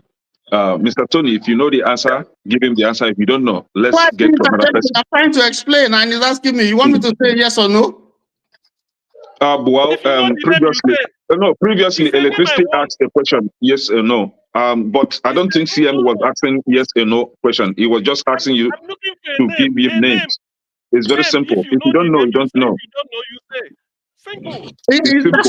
That's not relevant to the issue that we're talking about. Okay, now, It's not okay, relevant now. because okay, forget about it. Let's go to another person. Okay, Mr. Tony, Mr. Tony, Mr. Tony, since it's not, Mr. You Tony, guys, you need audience, moderating. please, audience, You guys need audience. moderating. If it's not Mr. relevant, don't CM, answer it. That's Mr. CM, it's very obvious. Yeah, it's very obvious he doesn't have the answer to your question. No, so you let's forget about it. You can't say that. You are not in my mind. You can't say that. Yeah, Mr. Tony. You can't say that. Listen. Yeah, let me come in here. Yeah, let me come in here. Mr. Tony. You are bringing in bias discussion. If it's not relevant, don't answer it. What are you saying? We're just speaking from our biases. We are not understanding ourselves here. So let's forget about it. Question has been made against the man. No, he asked a question. Mr. Tony, he asked a question. Since you don't have answer to his question, let's proceed. No, so I don't agree. I don't agree with his position. Now let me give my own argument. Yeah, Mr. Tony, Mr. PM, let me give my own argument, and I will start with the. Okay, gentlemen, I want this to be a free flow discussion and not for us to go. Mr. Tony, go ahead and explain yourself. You have 3 minutes, please. Thank you. Yes, what I'm saying is that it is wrong to reduce this thing to just ethnic this trial to just bring it down to look at it from the narrow prism of ethnicity. That's not the issue. And the court, this case is, in fact, what we're doing now is up to this, because we are not supposed to be discussing this because the case is in court. My position is that this Supreme Court has sent this thing back down to the lower court, and the lower court has been instructed to retry this case, giving the relevant section of the law that they think he has violated. And therefore, if you say that they are trying him because it's just this whole thing is because he's an Igbo man, then you know more than the Supreme Court and the judges. Maybe there's something you know that we don't know. Okay, so let me take my time. Let me correct something here, Mr. Tony. Why the case is in court? The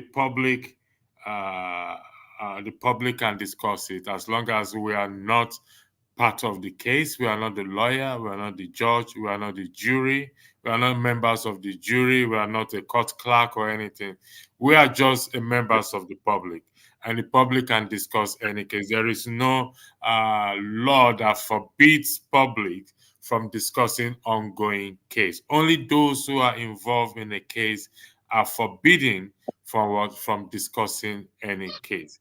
Now, like I said earlier, again, it's about fairness, equity, justice, and what is good for the goose is good for the gander, not about tribe, because it could be anybody. However, Mr. Tony, you will agree with me that is my position. That's my position. I know. That's your position, and I agree with you. But you will also agree with people that have this sentiment that some other people have been held on the same charges. People like Showore, people like Sunday Igbo and whatever people, and have been released. These people are quote unquote. I acknowledge that. Yeah, okay. I did acknowledge that. Okay, now, thank you very much. Let us look at just one more thing. I want to do. Ahead, let us look at the first coup, 1966. There's a perception that is an Igbo coup. There's a perception that in some quarters that this is an Igbo coup, and people are reading that meaning into it because of the outcome of the coup. But in the original planning of the coup, and I've read so many things, and I've even listened to IBB on the subject, it was those who participated in the coup were people from all parts of the country. But because of the outcome, because of the way the thing turned out, now people are reading different meanings to it, which is not so that the perception that we get in this case, in this trial, is that he's been tried, he's been punished because he's an Igbo person, and I refuse to subscribe to that view. Okay. Thank you, So, Mr. my time, please. My Yes, time. your time, Kenneth. You Again, see- I you want see us to how make. I you do see not how want to difficult. comment, Kenneth. I do not want to come. I want to make this Mhm. less moderating. So, Exactly. if we can have this discussion respectfully, and we don't turn it into, let's establish this, please. I Exactly. recognize our sentiment. However, please, it's about fairness, equity, justice, whatever it is. Not because Nnamdi Kanu is an Igbo man. We want him released. We want the judge. We want the law to prevail. The law must be blind. As they always say, CM, you agree? They said the law must be blind. Okay. So Now, Kenneth has the Let me floor, wait. CM, not you. 30 Kenneth, seconds. Kenneth Can has I the please floor, 30, not you. can I please 30 seconds? Let me weigh in. You see, Nigerian Constitution, there's a provision, whatever section it is, for a charge against terrorism. That charge in the Constitution did not say it's only against one ethnic group. The way you interpret it for a Yoruba man is the way you should interpret it for every other person. That is the No, position of Mr. Tony. That is the position. So because they looked at, they charged Igbo for treason and later let him go. The same treason, the same word, the same number of TERROSISM,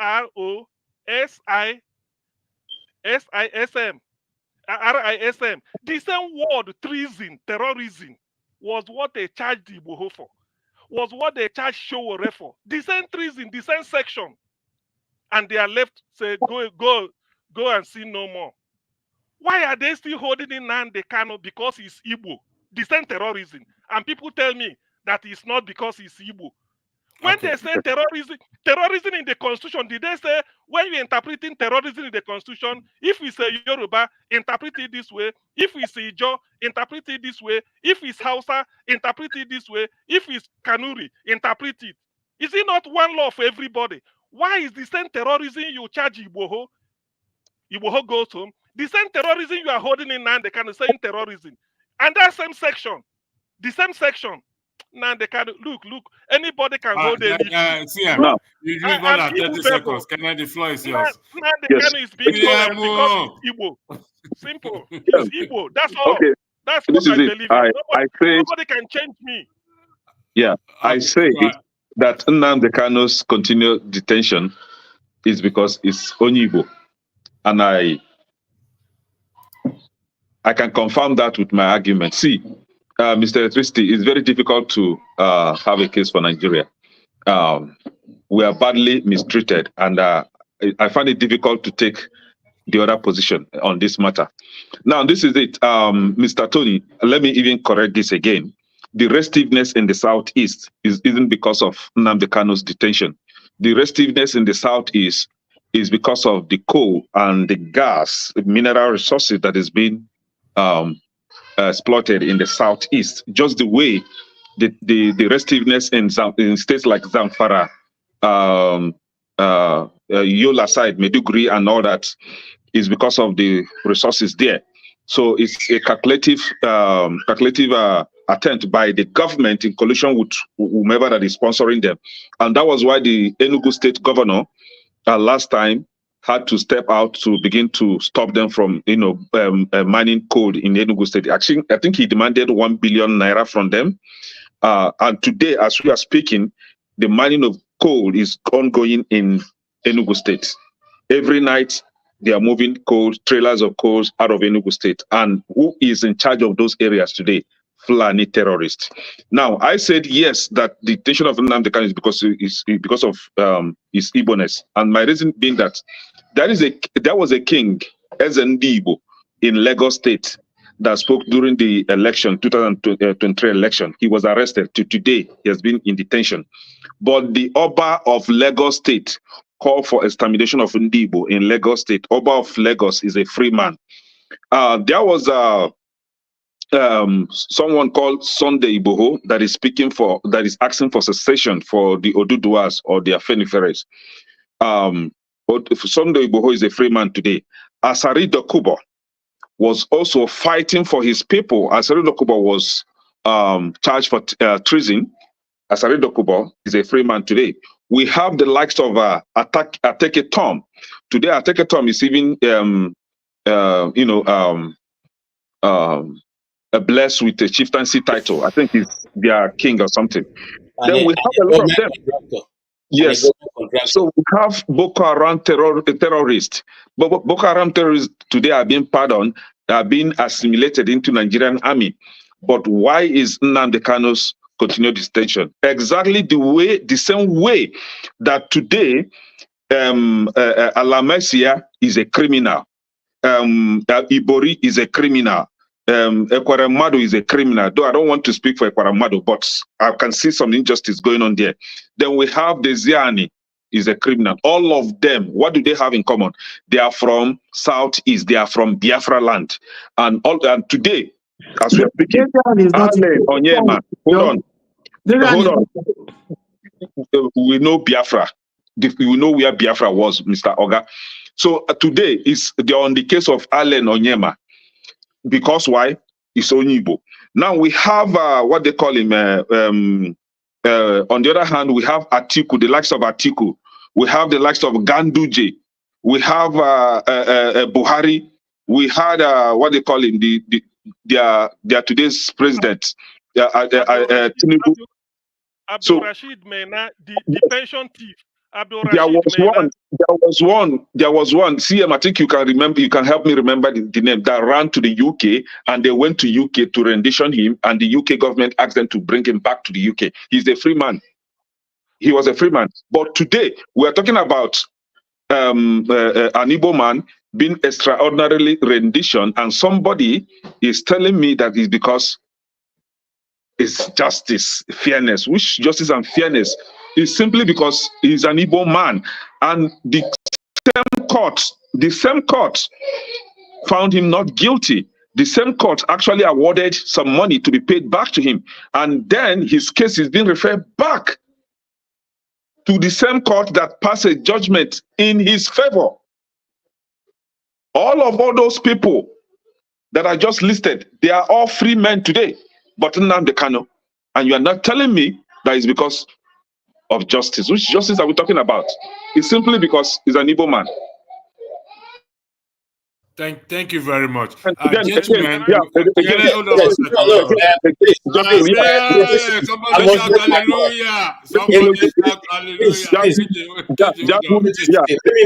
close with this. Jagun, you said that you can give Nnamdi Kanu, you can destroy Nnamdi Kanu with argument in terms of Biafra, right? Unfortunately, Nnamdi Kanu is in detention. Simon Eba, I can help you set up a debate between you and Simon Eba on the Biafra matters. Please give me your take. I can help you. Jagun, please. You have to. Can I make my comment also? I said nothing. No. Can you refrain from eating, please? Thank you very much. Oh no! I took the camera away. Okay, all right. Can I say something? Wait, KJ, you will say something. Hold on, KJ, hold on. I'm not some new people. Now my turn now. It's my turn after Kenneth. You see, that is quiet. We have some new people coming in. Mr. Jefferson, welcome to the show. And Uncle Pansa. Mr. Jefferson, you had the discussion. You don't need me to introduce it. I'll give you 5 minutes to weigh into this, please. The floor is yours. All right, can you guys hear me very well? Yes, loud and clear, please. Oh, okay, very good. Yes, I saw these days the world is a global village, and I saw this topic, and I decided, okay, wow, Southeast, and South wants to discuss why Nnamdi Kanu is in detention. I'm very happy we are discussing this thing, because it actually gives me some level of concern. Andrew, please put me backstage. I'll come later. It actually gives me some level of concern. What do I mean? Most of us were born in the 70s. In fact, let's not lie to ourselves. All of us in this audience, most of us are born within the 60s and the 80s. If I'm not mistaken, all of us here are born within the 60s and the 80s in terms of age. Don't be too sure. Except there are some. Okay, sorry about that. Wait, with due respect, I'm just doing an estimation. And why am I talking about the age bracket? So many things have been said. The people who are our elders that are here knows better how Nigeria was just slightly after the Civil War. And maybe some people were very, very young. They saw so many things firsthand. You know, just imagine, okay, let me speak for myself. Some of us were born in the 80s, you know, and we heard stories, accounts of stories. And stories have been passed on and passed on and passed on. And it's not news that after the Civil War, majority of the Igbos left. Some that got their business, or some that went to collect their what they had as millionaires or whatever. They were told that no matter what you do, what we're giving you is 20 pounds, including my own grandfather. As I speak to you, my grandfather was among those who were affected, and some of my other relatives. And this was to be a country. And unfortunately, even the people that they call themselves South, of course, they needed a new identity, because anything that is identified with Igbo is seen as a stigma. Well, some of us, we grew up, we saw these things, and we're young, we didn't understand until later in our lives. And if I'm not mistaken, from 1970 till now, if I had to do some estimation, that should be about 54. Is it 54 years? Please, can anybody help me? That's 54 years after the Civil War. If we're a reasonable country, we're supposed to learn from the aftermath, right? And see how we can make amends. Unfortunately, our fathers trashed the whole thing. They trivialized it and make it look like, oh, we have settled, you know, as far as we can hang around ourselves, there's no problem. But they failed to address the critical matters. And even when some of the Igbos went to go and establish back again after the spoils of war, we're still being seen as, oh, okay, Omo Igbo or whatever, or Nyamiri, all over the country, you know, and it tringles. And then when they tell us about tribalism, they will make it look like, oh, it's a lie, maybe it's just some few people. But the reality is, across the masses and across the elites, is still there. There's this fear. And of course, I don't need to tell you, look at the last election that happened, right? It's an aftermath. Imagine an imam in the north coming out and telling their fellow people that, look, if you vote Obi, you are voting for Biafra. And they bought it. Nigerians bought it. I kid you not. The videos are there. Go and check them now. They bought it. And of course, we all know what happened in the election. But the reason why I came here is because of the key issue with Nnamdi Kanu. Yes, he was vocal, he said all manner of things. But let us not deceive ourselves. We all know why he said all this because of injustice. He said all this because of injustice that happened in the past. And of course, that's why people had to key into it. And when people now keyed into it, of course, we knew that what the Buhari administration stood for. He knew what it stood for, and it didn't really, there was no direction.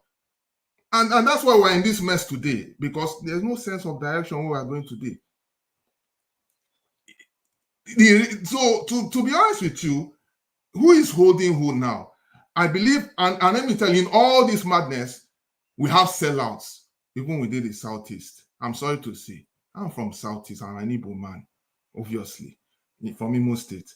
We have a lot of injustice amongst ourselves. Someone can sell you for a morsel of bread because there's nobody, you know. So, and once we have so many sellers, what do you expect? Sellers that just because of what they want to gain. So I believe it's like it's two sides. People selling us, obviously, people poking us in the eyes, and people killing us from within. You understand? And so that's why, and again, to be honest with you, with all the nonsense happening in Nigeria today, I feel that guy needs to be released because, of course, he was put in jail. The way he even came to Nigeria is but they are afraid. They are afraid because if they release him now, if they're going to release him, they are afraid maybe they're going to start another country. And I'm like, wow. Are these people for real? But I don't know. I don't know what they want to do. It's left for them whatever they want to do. It's just that they need to do right by the people. They need to do right by the people and let the people decide. And even Nnamdi Kanu has even said it. It's not even about him anymore. It's about we. If the country needs to continue, let Nigeria, they need to really come to terms, because to be honest with you, if they continue the way they are going, we're just heading to the ditch. Thank you very much. To the ditch. So I mean, it's just what I have to say for now. Thank you. And thank you for joining in. In no particular order, after Mr. Pansat speaks for 5 minutes, I will go to KJ. Okay, Jagun has left, and I will go to, after KJ, it will be CM. And after KJ, CM, after CM, Jagun. After Jagun, Mr. Tony, okay, then Kenneth, then we'll come back to Jefferson. Now, Mr. Uncle Pansat, good evening, welcome to the show. The floor is yours. You got 5 minutes, please. Thank you. Thank you very much, Mr. Pastor Electricity, for putting up your show. Once in a while, I do come on that section when I'm not ready to go on the cam, and you make it a duty not to let me in there. You are an officious oath when it comes to me, right? Which is okay.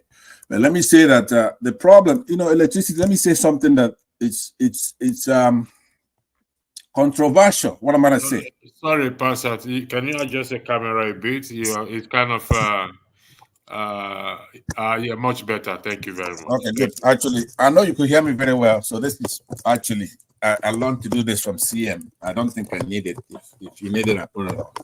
But listen to what I'm saying. What I'm gonna say now is gonna be controversial, but it's true, right?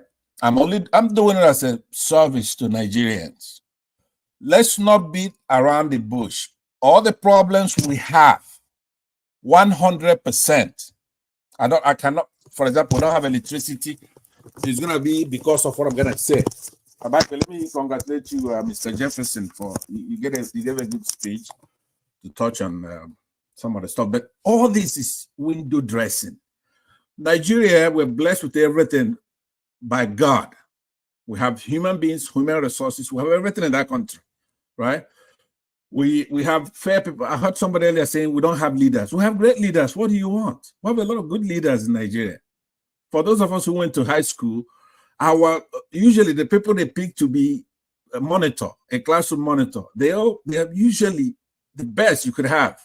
Americans didn't even have people like that, and they normally grow up to be very good characters. If you have a classroom monitor or senior prefect or a prefect even in our high schools, right? Secondary school.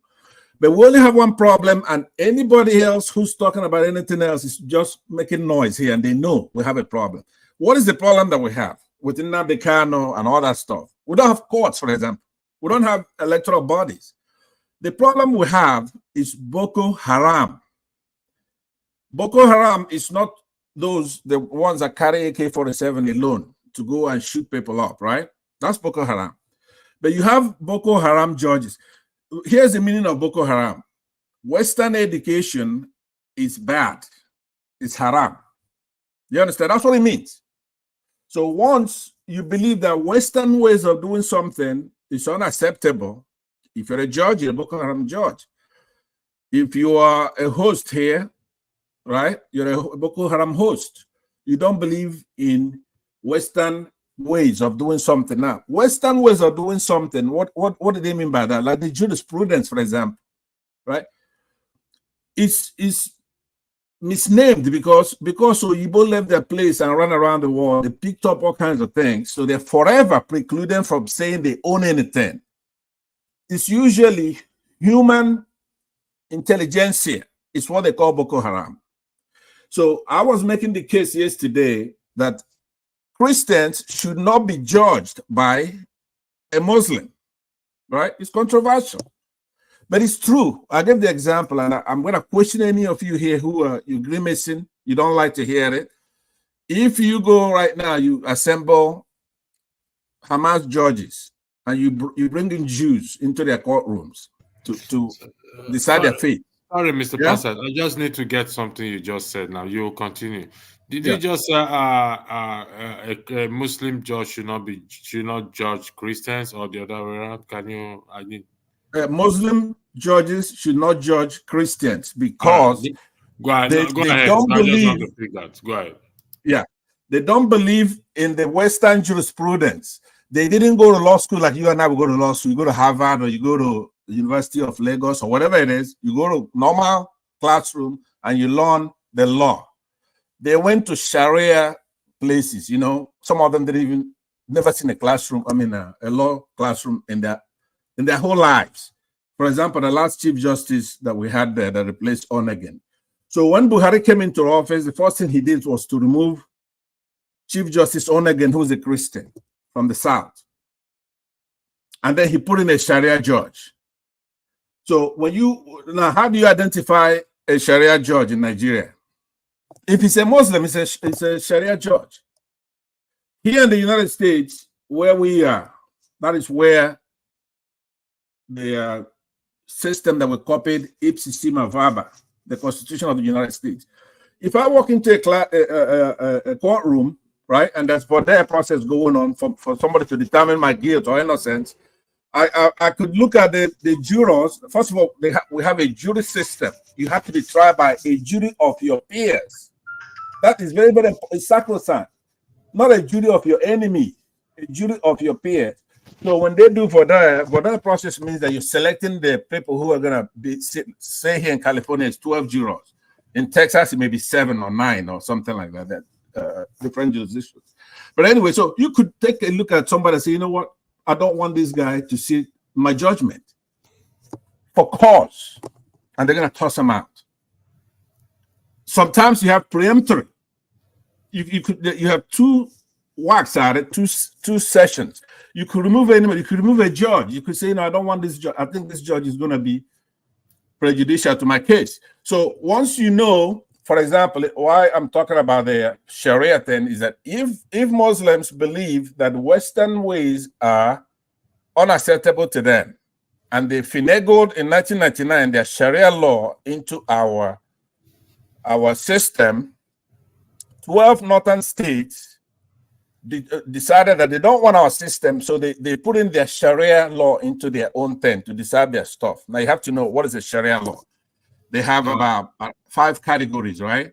They have ones that are obligatory. Mr. Pansat, can you hold that thought on Sharia law? Reason why I say you should hold that thought is, in the next broadcast, we'll be focusing on the Sharia law enshrined in Nigerian Constitution. If you can hold that thought and bring it on the next time we're having this discussion, it will be very, very helpful. Like I said, the next discussion is going to be based on the Sharia law enshrined in the Nigerian Constitution. But I need you to answer this. I mean, to clarify your position on this. You said a Muslim judge should not preside over a Christian case. Have you reviewed every case or cases that Muslim judges presided over a Christian? Do you have one or anyone? That's all of them, basically. Have you read the case? Have you read the cases? I have. I wouldn't say all of them, but I have a flavor of it. But I will answer that. Let me just conclude my remarks, because I know you want to go around again. So let me just conclude, right? I will join that panel when you talk about the Sharia law, but let me give you the next broadcast. Okay, let me just at least give you the category, right? I'm not going to discuss it. Here is, most people hear Sharia law. What is it? It is categorized into about 5, right? Some are obligatory. You have to do it, right? Now, we're going to discuss what those are. You have to do it. If you're a governor, if you're a judge, if you're sitting on a panel to decide our election, even though it's not a Sharia court, you have to, when you have this discussion, you have to distinguish between a Sharia judge and a Sharia court. Okay, right? Mr. If you go to let's hold this thought for next broadcast. All right, so let me one is obligatory, then they have one that's recommended, they have one that's permitted, there's one that's discouraged, and then finally there's one that's forbidden. Now that forbidden one is the one they call like a Western education comes under that category. It's forbidden, right? It's haram. Okay. So Well, what I started Mr. off saying, again, Mr. Pastor, if your time is up, we will deal with this Sharia law. okay, but Honestly, can I conclude I then? will have you as I will have you as my guest.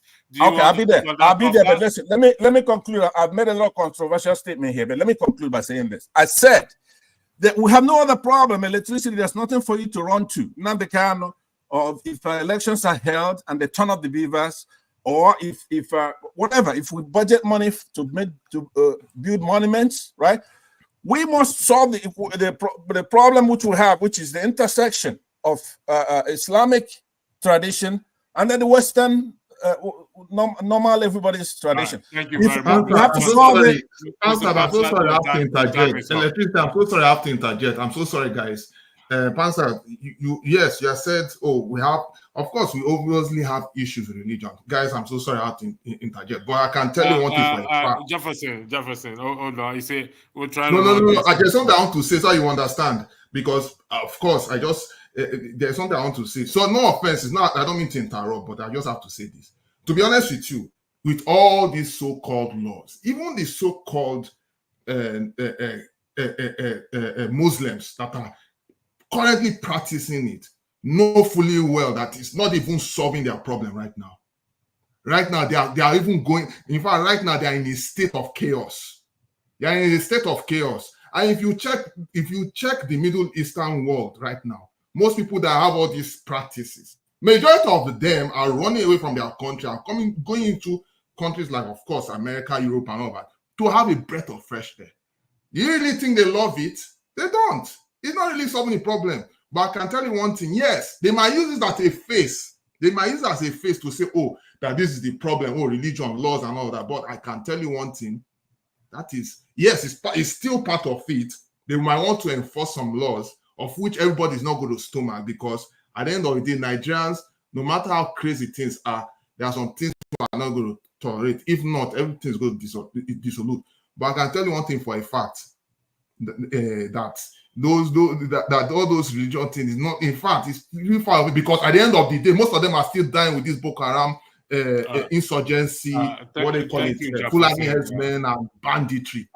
Everything has not ended. It has not made anything different. I have to stop you there, please. Gentlemen, if you have time before the next broadcast, please kindly take a read at the Sharia law enshrined in the Constitution. We're not going to be going outside that Constitution, okay? It's a very sensitive and very controversial issues, and we have to keep open mind. Pastor, I hope you've agreed to be the guest, and we'll have you here. Could I tap off what I just said? Could I just tap it off and then I'll leave? No, Pastor, you can't do that. Yeah, KJ, the floor is yours. Thank you very much. Thank you so much. I've been waiting for this long to make this. My apology, my boss, please. Sorry about that. No problem. Now, I wanted to ask Jagun something, and I don't need an answer from you, but you can think about it. I don't know how many of Nnamdi Kanu's broadcasts that you listen to. Well, for me, I listen to almost everything that he had to say. And before I started listening to him, it was a broadcast he made and mentioned certain things my late father had told me, which unless you are a bona fide, Igbo man, you don't know that story. You don't know that story. And so from that day, I said, this guy knows something I don't know. And I started listening to almost every broadcast, back to back, to the point that my son, who was then 5 years old, knows Nnamdi Kanu's voice. Now, I'm saying that to say that you said you would take Nnamdi Kanu 1,000 pieces apart. I'm definitely too sure that will never happen. Because even Nigeria as a nation, when Nnamdi Kanu challenged them to a debate, Catherine, what's her name? Former ambassador to Nigeria from British ambassador, advised, because then, what's his name? Lai Mohammed was getting ready to bring in people to come and debate Nnamdi Kanu, and the woman advised Nigeria not to even try that because he will floor them. That's what she said. That's the word she used. He will floor you people. So if you're talking about understanding and knowledge, I don't think the person of Nnamdi Kanu is the person you're referring to. You probably say that you don't like his lingo. It's okay. And like I've said many times before, not everybody will like the language of a freedom fighter. Not everybody will like the language of people who are looking for freedom, because it is something that is not an ordinary person that does. I cannot do what Nnamdi Kanu is doing. I cannot do what what's his name, Simon Ekpa is doing. I may be gifted in another direction, but in that direction of confronting the system in the way and the manner they have done, I don't have that ability, so I respect them for that. Secondly, there was a time I came onto this panel, people came and were saying certain things about Nnamdi Kanu. I said, look, if you, me, in my community, I think if I count the members of my community, there may not be more than, maybe more than 10,000 or 20,000 people live in that community. I can't ask them to not to go to their farm one day and they will agree not to go. So if a man can make a whole Southeast to sit at home, whether you like it or not, that person deserves some respect, because he's not paying them. He's not a political leader. He's not giving them anybody any money. He's just simply telling you the truth. And if a man in that nature can also awaken the consciousness of both the North, the South, the East, the West, I think he deserves some respect. There are people who have that understanding, which he has. They never sold it to the people to open their eyes. So if this young man has come to do this to the point that people's eyes have been opened, then I think he deserves some commendation. Whether you agree with him or you don't agree with him. That's the truth. Because some of the people who claim to be freedom I'm fighters, not sure of your question or indeed what you are saying. I'm making a submission. I've just simply asked that question. I've gone through, left that long time ago. Now, the people, some of the people calling themselves freedom fighters right now, if we go down their history, they didn't start like Nnamdi Kanu started. I mean, Nnamdi Kanu wasn't lacking money. It wasn't that he was looking for, he could have lived in affluence, throughout his life. He decided to step into what he's doing now. So I commend him for that. Now, coming back to whether his detention is, it is obviously certain that because of the region of Nigeria that he belongs to, that what happened, and is still happening the way it is happening today. If you remember, there was a one certain governor called Samuel Otom, who the Fulanis more than almost killed him 3 times, who was ever prosecuted. Despite all his calling for investigation, was anything ever done out of that? Because again, he is one of the people who belong to the side nobody wants to hear. And so, whether you may not agree, but me coming from the East, I know that if Nnamdi Kanu had not taken the step he took and now brought in those people who he called the IPOB members who are in the forest, the whole of the Southeast will have been a different place today. The same thing they are trying to do in Imo Yes. State extended to the East. You already know that Imo State have the biggest reserve of gas in Nigeria. And so now the quest to implant people in Imo State is something that cannot be matched with anything. So this is the plan. And that plan has been foiled by and large by the actions of Nnamdi Kanu. What we are simply saying is, if your court, the court of Nigeria, can hold a man with all your apparatus of security for 3 years, you've not been able to find how to prosecute him in your own court. You have not been able to find him guilty in your own court. Of what right do you have to continuously hold him, okay, and prevent him from moving on with his life? It's a simple question. It is not him who is going to, you accuse him, you arrange him, you charge him. You have all the apparatus of government, the military, the police, the justice department, and yet you've not been able to find something that can stick. Where will it be Can I done? ask you a question, KJ? Let me ask KJ a question, right? If are we supposed to wait in perpetuity? Pastor, hold on 1 second. Let me just ask my question. You will ask him the question. Hold on 1 second, please. I want to highlight something. You will ask the question. Eccentric, welcome to the show. I want to highlight something, and I want us to go in that direction. Pastor T will ask. Okay, no, Pastor, ask a question first, please. Just make it brief. A question, please. Yeah, KJ, with all due respect, what I'm saying is that if this northern Muslims come and they capture one of our sons, right, with connivance of Britain, and they're embarrassing us everywhere, and they're buying our people, right, and other people, for example, the Shiites of Zaria, they don't have to do anything else, for example, to release him or find him guilty. Holding him is a provocation. You understand what I'm saying? Holding him there is the provocation. They've done all they want to do. They don't have to do anything else. So we're not going to be there in perpetuity while we're talking nonsense about everything else. The point is that we don't have a judiciary. Pastor, are you going to ask your question? You said you want to ask KJ my a question. question to him was, are we supposed to wait until there's a resolution, or it's just holding him without obeying the court orders, and we have no trust and faith in the judiciary? KJ, sorry, thank you for the question. I don't need you to answer that question. You'll answer that question later on, please. No, I will forget. Please, if you don't mind. You won't forget. This is part of the question. This is part of the question Pansat asked, which I just highlighted.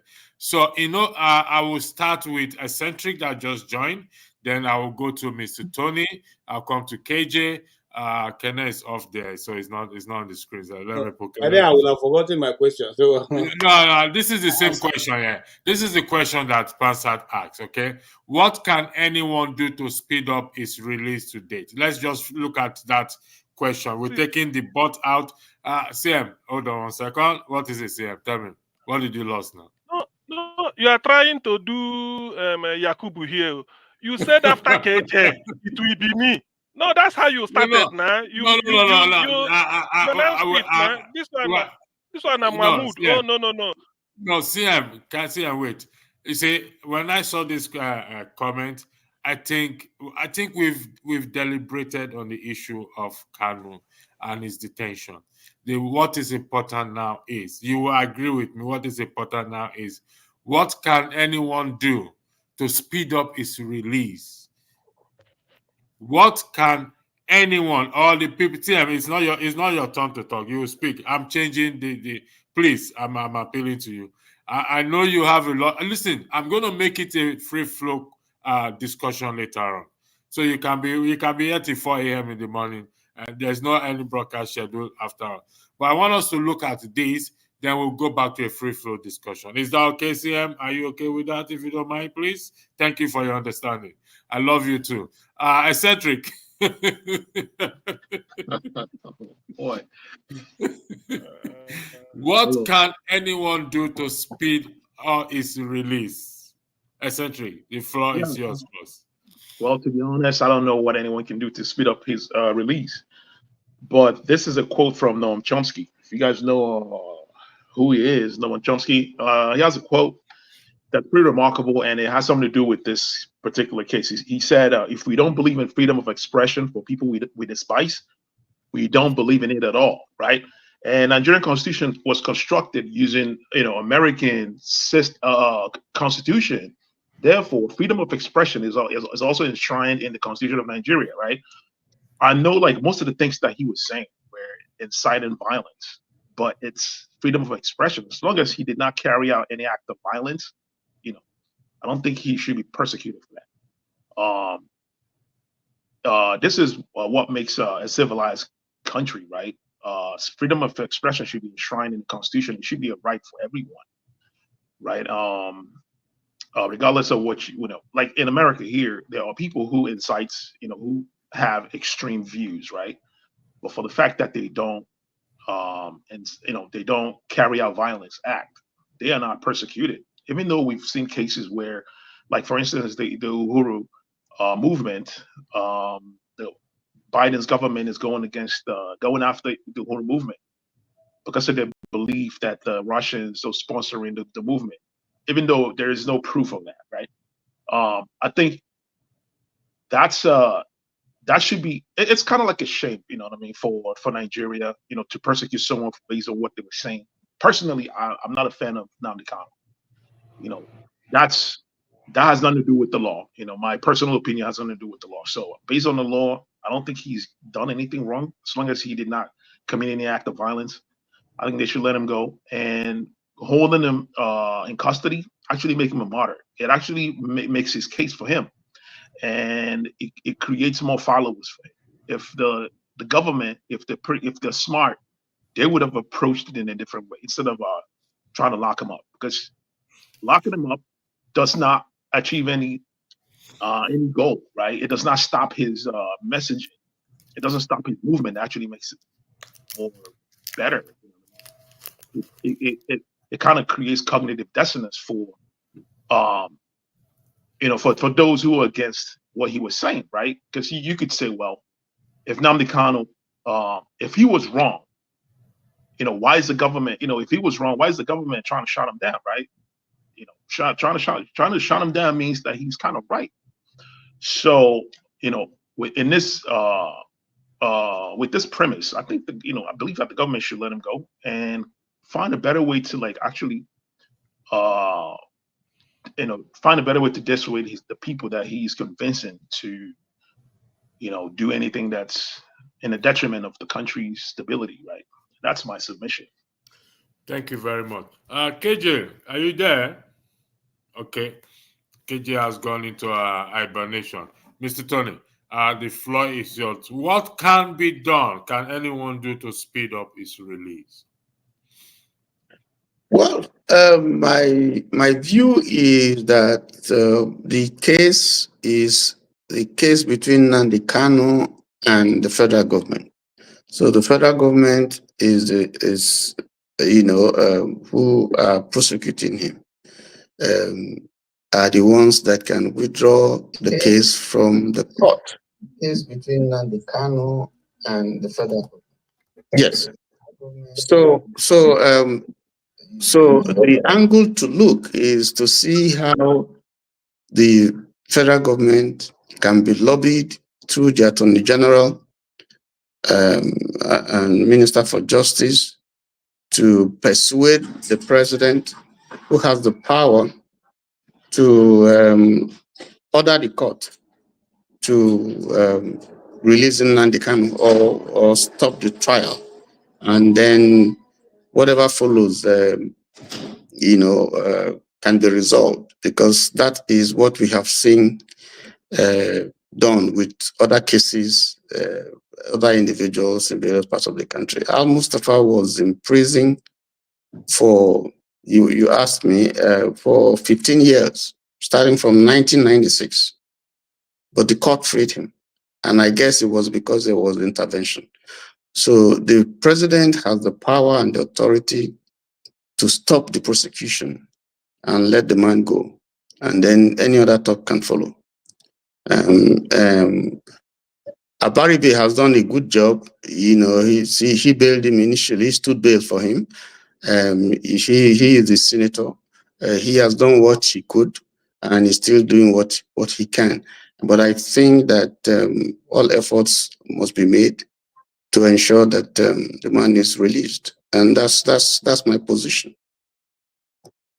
Thank you, sir. I'll come to you, CM. CM, you know the question I asked: what can be done? Can anyone do? Should the South versus Southeast, or the Biafran or the Igbo, should they protest, go to the State House or the Aso Rock, and or the Chief Justice Office, and protest to have him released speedily? Well, the thing is, it still does not distract from the view I hold that I hold the view strongly. I'm immovable on it. He's just there because he's Igbo. It's as simple as that. Now,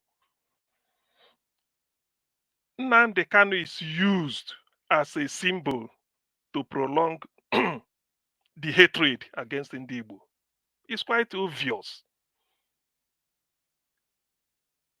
I said there's no Nigerian, whether living or dead, that has been renditioned extraordinarily. No Nigerian. That's one. Secondly, no Nigerian, living or dead, has been renditioned and made to go through trial. Number three, there is no Nigerian that has been renditioned and made to go through trial from High Court, Appeal Court, Supreme Court, and be made to go back again and start afresh from the High Court. It's only an Igbo man. There is no Nigerian living or dead that the court, a Nigerian court, gave bail. Go and prepare for your case and come back on so day. And a battalion of soldiers invaded his father's compound, wanting to, and slaughtered 28 people, including a dog. It has never happened in Nigeria before. It's only in Nnamdi Kanu, simply because he is Igbo. It's as simple as that. So It had the asking same me, thing happen with Sunday Igboho, and they tried to wait. Hey, listen. See, Hey, please, listen. Sunday Igboho was never given bail. Nobody, they are not the same thing. Sunday Igboho, what you will calm tell down. me, hey, listen, please, excuse me, please. Don't just excuse me. Let me make I my know. point. Okay, don't calm down. This is my thought. Yes. And so I want what I will take to be the similar, exactly the same thing is a Nigerian charged to court, standing trial, giving a bail.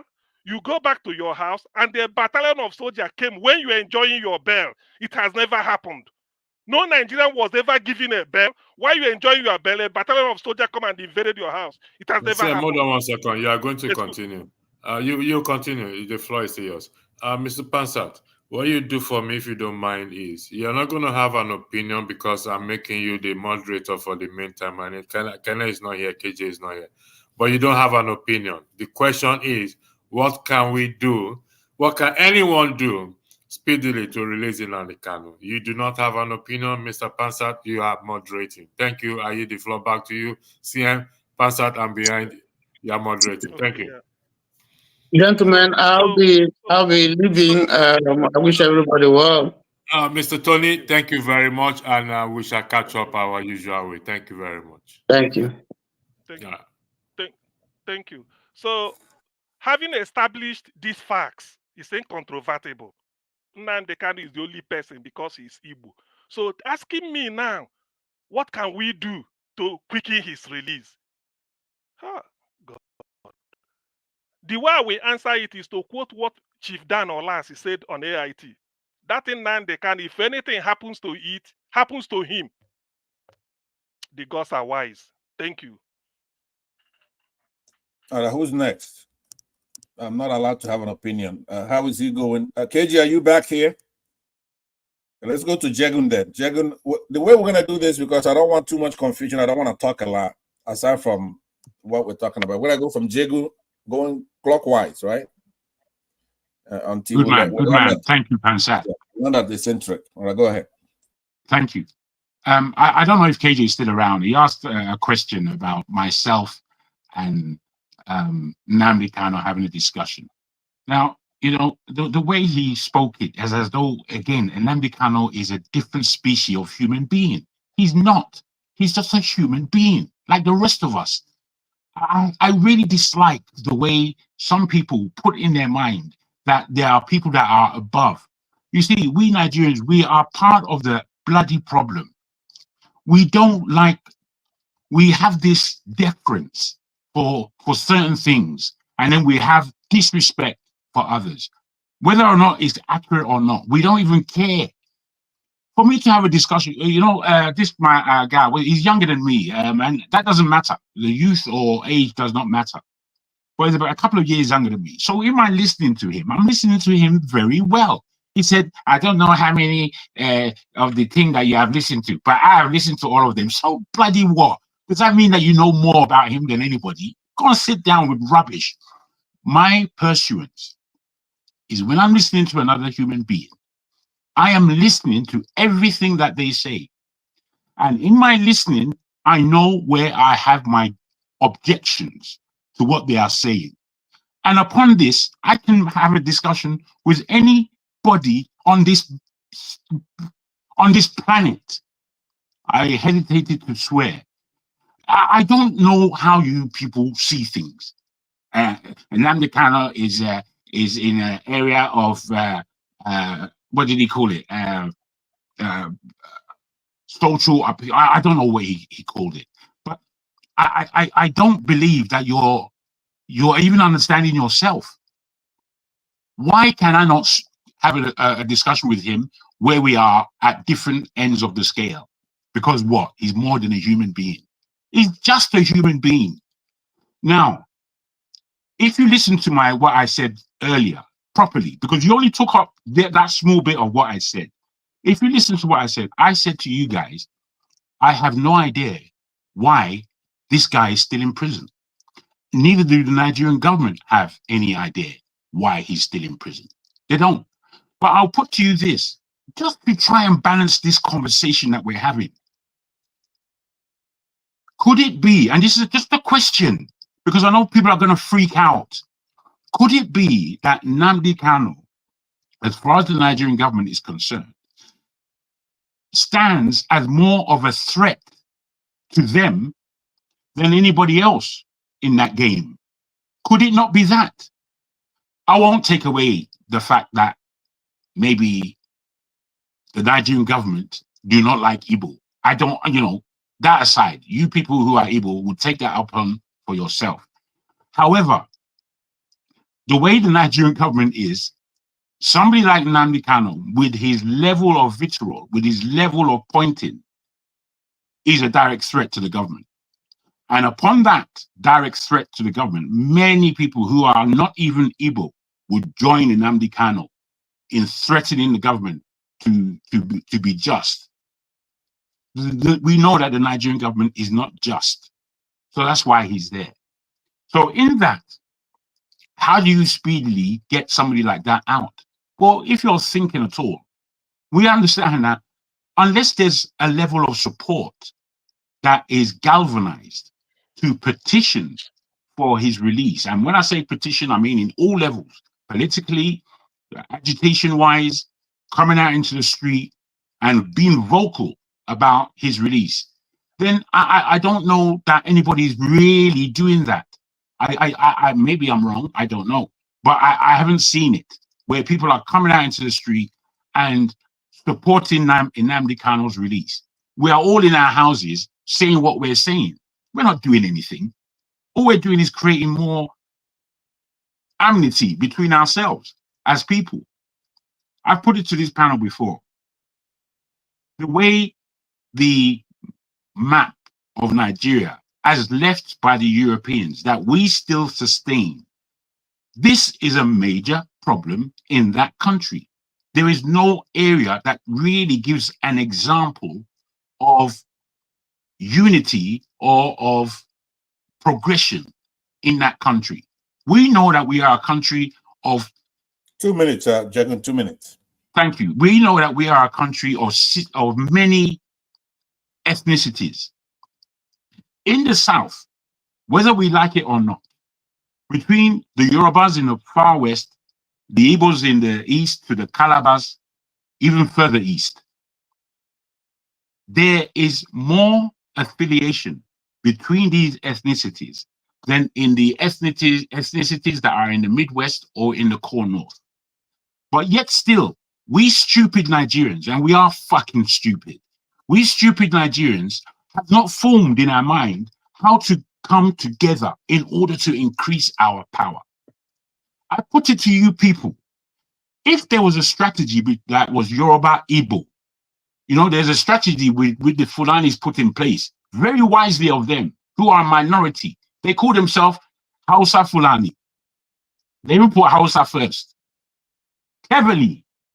And they joined a very large group of people in order to insert their power.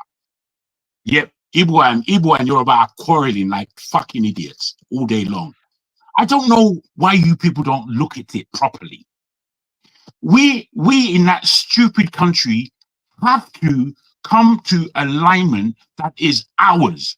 We have to come to a geography that is ours. We have to come to a politics that is ours. But what we do stupidly enough is either to join the East in their Islamic pursuit or the West in their pursuit of horror that they do all around the world. We haven't identified ourselves at all. But for Igbo and Yoruba to be quarreling, let's wave the flag for that all day long. Waste of time. Rubbish people with rubbish thinking. Rubbish people with rubbish thinking. All that thinking doesn't lead us anywhere. I don't like the Yoruba because this, that. Rubbish. Oh, the Igbos, this, that. More rubbish. When are we going to come to sense that we only have one country? We can break it up and spoil it if we want. We can do that if that's what we believe. You know, if our pride is so much that we believe that we're beyond the human state. You're not beyond the human state, for goodness sake. You're just another idiot human being walking around fatlessly upon this earth.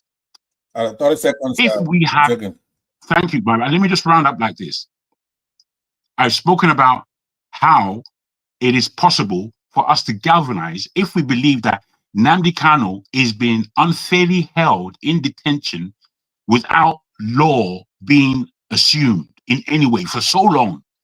We're supposed to come out and make sure he as an, imagine any of us being in prison and really nobody cares, yet we have no real charge against us. We're left to our mind. You know, when you are in prison or enclosed or by yourself, things happen to your mind, things happen to your physique, things happen to your spirit. So to be held there without charge, to be held there as an innocent, which is how we have to see him, to be held there as an innocent is a failing not just of our government, but us as people. I'll put it to you like that. Good submission. Mr. Jefferson, did you speak earlier, or do you want to go before I go to Man of Prestige? Did you speak earlier? Mr. Jefferson, can you hear me? Oh, yes, I can hear you. Sorry, a call just came in. I thought you spoke. Did you speak when I spoke, or you want to take 2 minutes to say something before we go to Man of Prestige? Do you have something to say? Hello? Okay. Yeah, I'm going clockwise, but you're somewhere in there. 2 minutes. I'm here. Okay, sorry about that. Yeah. A call just came in. I need to do that. Jagun, first of all, I want to thank you for what you said regarding identity crisis. You know, unfortunately, that card has been played before and after the Civil War. And it's unfortunate that we have learned absolutely nothing. Nothing. We have learned absolutely nothing. To the extent that even up till now, we're still doing Omoibo, Mbati, and all that nonsense. We still do that in 24th century, and we expect things to change. You know? So let me just go quick because of the how to get Nnamdi Kanu out. To be honest with you, I just tell you the truth that unfortunately, I'm sorry to say this, but the federal government is playing with fire. A fire. Of course, you know fully well that if that guy, if anything happens to him, Nigeria knows what they are looking out for. He's held out of his will right now, which is not right, and they have been playing about it. You know, the courts are not being fair. Look at the judiciary. The judiciary is not being fair right now. So I feel that if they want to get that guy out, all they need to do is they need to come to terms to the fact that there need to be some massive level of dialoguing. Yes, they need to understand that. They need to come to terms to that and find a way to just release him. There's no time for that. Unfortunately, during the time of Buhari, it was kind of difficult because unfortunately, Buhari had the mindset of how will I put it? He had this stiff mindset of, oh, no matter what happens, like the Fulani, they will say, if they don't forgive you, they will never look back. You know, it's kind of a thing. So that's exactly what happened. So I said, no matter what this guy do, he's not going to go out of jail. They need to also advise our armed forces. Our armed forces are doing more damage than currently now. And right now they are simply playing with fire because they feel they will always have their way. When they tell them, they will just, oh, no matter what happens, they will. So if there's a court injunction for you to go, they should respect the office. But unfortunately, it's kind of tricky because we don't even know where this thing is coming from. It's just a way of let them just follow court order. The what they call it, that part, is it the petition? it could work too. Is another way of looking into it, that a petition can work. If they write a petition and it has a weight, and we all come together and say, let this guy come out, he will definitely come out. But right now, everything stands in the hands of the government. Everything in their hands for them to really realize that, look, they need, in fact, all the top leaders, past, present, they need to really sit down and resolve this issue, because if they don't sit down and come together and find a way to resolve it, the problem is not going to stop. And we're going to have more issues continually. I'm going to stop there for now, because that's just my own opinion about the whole matter. Thank you. Very good, time-wise at least. Let's go to Man of Prestige. Yeah. I believe it's your first input, so you get 5 minutes for your input here. Go ahead. All right, thank you, Pansad. I'm greeting everybody. My summation, I'm going to borrow some of the narrative from Eccentric and from CM. Some of the narrative that, they painted here. And the reason why I'm saying that, CM says something about the Igbo, Nnamdi Kanu being an Igbo. Yeah, there's a truth to that to a certain degree. And Eccentric says something about the democracy, which we borrow from the, so-called America, that's what we are practicing. But I don't know if exactly what we are practicing in terms of judiciary and all that kind of things. When you say something, so outrageous, like I didn't really follow Nnamdi Kanu. I can't come here and Barbados, and tell you exactly, what insidious statement he was making during that time. I've always been here, but I know something like that was carried out. So whatever I'm hearing is what people say that he said. I never really read what he said, so I don't have time to do that. But having said that, even I thought he said all those things that they say he said for that tribe and for the government and everything. Yeah, you invite him and interrogate him and ask him why he said that. If there's any one of them that is detrimental, that is really bad, you can prosecute him for that. But in my own opinion, it's not something that warrants years in prison. I mean, how long he's been in prison, and we know what happened, when they went to Umuahia, to his house and all that kind of things. So having said that, this is not about, I know we are very tribalistic people, but it's not about tribe outside Yoruba or whatever. It's the people ruling the country. It's just like what happened during the election. That's when you see all this tribalistic stuff coming up. So that's the people are called, the people in government, the politicians. They are the one holding Nnamdi Kanu, both from every tribe in Nigeria, even the Igbo governors. They are part of it. And they don't want Nnamdi Kanu to be released. This is just strictly my own opinion. They don't want there's some tribalistic coronation to that. The Kabas and somebody, they're just afraid of the Igbo. So I'm going to call it what it is. There's no hidden about that. It's not just ordinary people like me or Jagun or other people. We're talking about the elite, the politicians. They are still skeptical of what the Igbo, what the mentality of Igbo people. Judging from what happened, transpired after the Civil War, that is still there. That has not gone away up to right now. So it's just the elite. When I'm saying all this, what I'm saying. So there's a fact to what Eccentric said and the CM said, combine it together. Yeah, you can't hide that truth. I mean, that man should be released right now. It doesn't matter, Jagu or some other people, Jaffa said, what kind of petition we are right. They're not going to listen to you. Nigerian justice is just so corrupt, They're going to do what they're going to do when they decide to do it. Tinubu is in power right now. Tinubu has the right. Tinubu has the power to release him. So nobody can tell me. I know how Nigerian judicial system functions. It's like an emperor. Tinubu can just wave his finger like this, say release him, because everybody's answering to him. The army, the police, or whatever, But he may not do that for political capital. That may be some of the Kaba in the north that don't want him to release. Tinubu want, he want re-election. He's not going to do that. I mean, look at what what had happened to Igbo. We know, whatever they charge him, he wasn't in charge to that extent like they charge Nnamdi Kanu. But that notwithstanding, he's working free.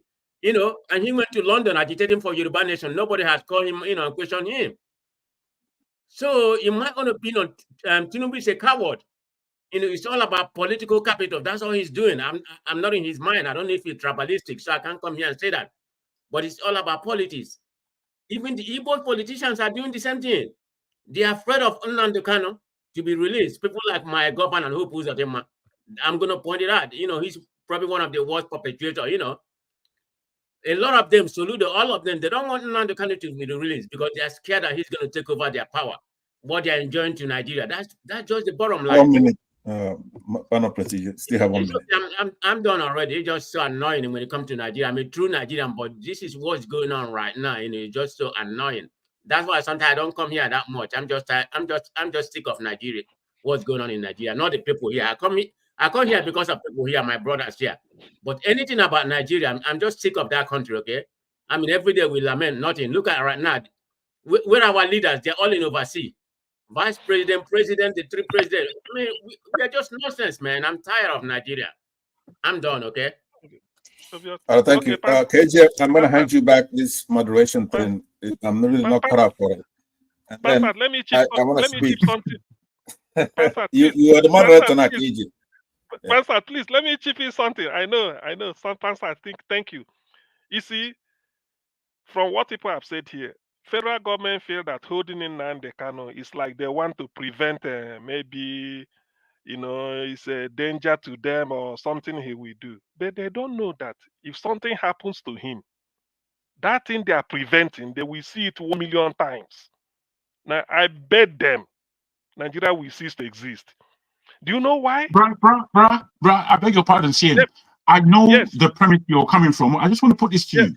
But are you sure about that? Do you not see the weakness of the Nigerian polity? I mean, we may be angry, but we do not go out and protest in a way that depicts our mindset. We don't do it, bruh. I'm not saying to you it will happen one way or the other. I put it to you, bruh. I get you, Jagu. This is not an INEC supervised election. Everybody can go home. This is about the existence of a people. Do you know what makes Nigeria? I know what you are saying. Do you know why people don't come out like all the nonsense politicians are doing? They can't, because there's no unity of purpose. Let me tell you, within Nnamdi Kanu, there is. You know, do you know why? A lot of people I know, all they are hearing is, for instance, if you listen to what the first person Jefferson said, that our fathers, after the Civil War, 3R, they promised them reconciliation, reconstruction, rehabilitation. None of them was done, and they kept quiet. That was the agreement that brought the war to an end. Now, these people that are now living, this generation, they didn't hear all those things. They have to address, according to what is this man called, Frank Fanon. Every generation will face the challenge of their time. The present Southeast people, their own challenge is this challenge of identity. When they hear what happened, abandoned property seizure, they come back, you put them in a ceiling where you have to attend. If not, do you know that if there are people that weren't having sympathy for Igbo cause, but with this election last year, a lot of people that I did not even believe. Could you believe obedient headquarters is in Edo State? The people that value P2B more is even Edo people because of what happened. So this has, it's like a coalition is being built by this attitude of the government they are treating in Igbo. It won't be easy. Now, Igbo who went to London to submit a letter, anything that happens to Nnamdi Kanu, that coalition that stopped Biafra is no more there. Igbo who will hoist his own flag, Yorubas will go, Igbo will go their way. So this is what I can assure you. It's as simple as that. That coalition that stopped Ndigbo is no more there. I doubt. That's a very, very, very good input there. But I think Eccentric should finish because we're gonna go around again. KJ, I don't know if you're ready to actually do the remoderation of time. In essence, timekeeper. That's what I've been doing. You want to be the you can go ahead, sir. Yeah, so you feel the pain also. Eccentric, you spoke before, so you got 2 minutes on the question that was posed here. Is what is it that should be done to have Nnamdi Kanu released? And then we'll go to KJ after me. Yeah, go ahead. Well, based on what I've read, right, the only reason why he hasn't been released is because of the SSS. The person in charge of the SSS, right? Like that's kind of like the Nigerian version of like the FBI, Federal Bureau of Investigation. So the chief judge actually told him to release. I don't know that he's going to hold him in contempt for not allowing Nnamdi Kanu's lawyers to visit him in prison. So I don't know where that's gonna go, because I think that happened in July. Because from what I read, it was in July, but nothing happened. I didn't get any updates on that news. So there's a miscarriage of justice, obviously.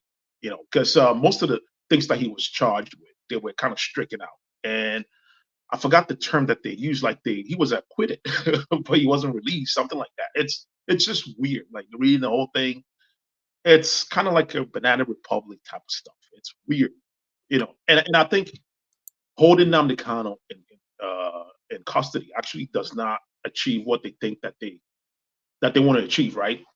If they, I think what they should do is to actually address all the issues that he raised, right? The issue of poverty in the southeast, issue of poverty in Nigeria, basically. They should actually look at it in general, right? Because people are suffering right now, and they should take that message and I mean, imagine if the government come up with policies that actually elevates the people and go, you know what, we heard you. Now let's implement policies that will help the ordinary people. That might actually counter his message of trying to separate, But these guys, they kind of think like American government to an extent, like how this guy, the journalist, I forgot his name, from WikiLeaks, was arrested in London and kept there for so many years without any charges, right? So these guys behave like the Western government, pretty much, like Nigerian government, right? I mean, this is kind of like like I always say that the West is inherently fascist, right? And I think Nigerian government copying a Western system somehow copied the fascistic tendencies, right? Even though we have a democracy, I mean, if you look at the government, clearly there's nothing democratic about it. The people don't have a choice. We don't even pick our leaders. Those guys, cheat their way into the system and become the elite. So I believe that even if the silence Nnamdi Kanu, his messaging will not go away. Other people will crop up. Because this is 1 minute. All right, this is kind of like an outcome of the situation in the country, right? If the poverty persists, if the the economic situation persists, there will be more Nnamdi Kanu in other regions. I mean, they're charging them for terrorism. I don't know on what basis, and they say that they released that the federal government released the case against him, and I tried to look it up, I couldn't find anything. So I don't even know what they're charging him for. From what I read, they said that if Nnamdi Kanu is released, there will be unrest in the East. I don't think so. I don't think there will be any unrest in the East. I mean, the government have all the military, they have everything. They can contain any type of uprising. But instead of doing that, they should address the core issue, which is poverty.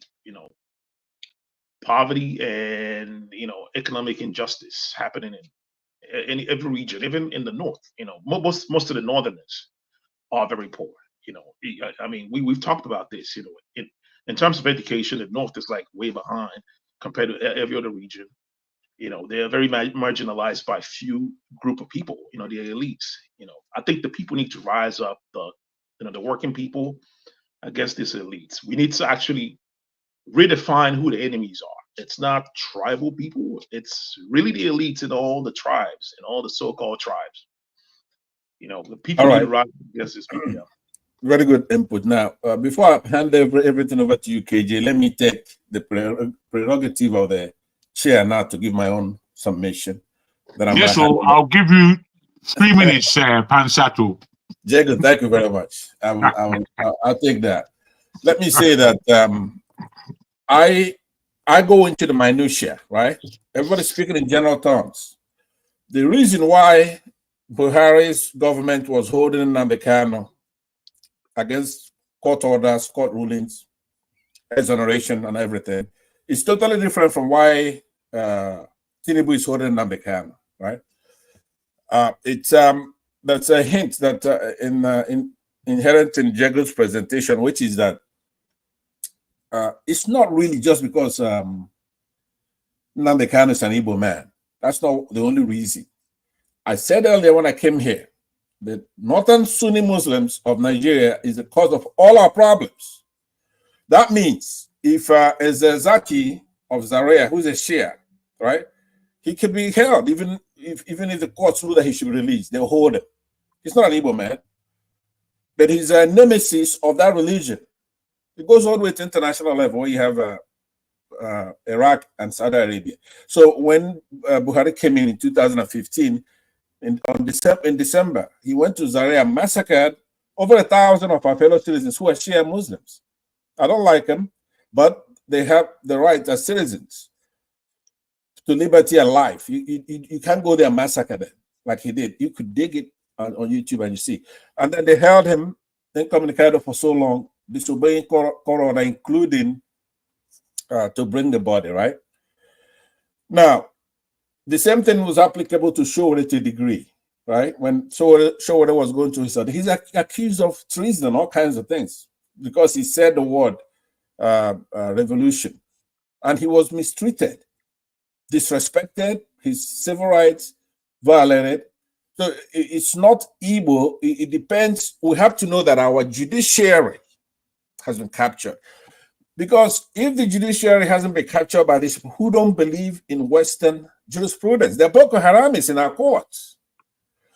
It doesn't matter because if the president, Buhari or Tinubu or whoever the variable is, because the president is a variable, somebody could come in tomorrow. If Jagaban doesn't make it, somebody else will be president. But the judiciary can rule against the president's wishes and caprices and whims. If the president, Tinubu, say he doesn't want Nnamdi Kanu released, the judiciary can and should be able to release him, no matter what it thinks. Well, you have a separation of the branches of government. But the people who are against our democracy, what they've done, and with the complicity of idiots from the South, like the Senate president right now, people like that, they've pretty much erased all the boundaries that come between the branches of government. Now, only animals live in that kind of state. So it's a whole lot more sinister than what we're doing here. It's ominous, it's baleful, spooky. We can't have elections. And a lot of people want to come here and they want to talk nice. Now, I'm going to, because it's a very short time then, right? I'm going to say the milk toast approach of brushing this thing off, speaking in clannish tribal terms. It's a tradition term. It's a tradition thing. It's Islam versus regular Western Christian or whatever you may call it. That's the problem. It's in the courts. I said it doesn't have to be a Sharia court to be doing this evil. They want to pick our leaders who do elections. You will see it, or governors. You're going to see many states have many election circles now. They want to pick who is the governor. They want to pick who is the president. So they don't believe in our constitution. They don't believe in democracy. As a matter of fact, you saw me here challenge one of our friends that comes here a lot, more enlightened than most people in the North, who will not go to school, right? They won't appear on panels like this. I go to a lot of panels. Some are friendly to everybody in Nigeria, like this one. But they won't come here to talk because they're counting on us talking and they're being deceitful. So it's not. I'm not concerned only about Nnamdi Kanu's release. He's already been through the judicial processes. He's entitled to due process. The courts have found him. Let's just say they've exonerated him pretty much in the trial courts.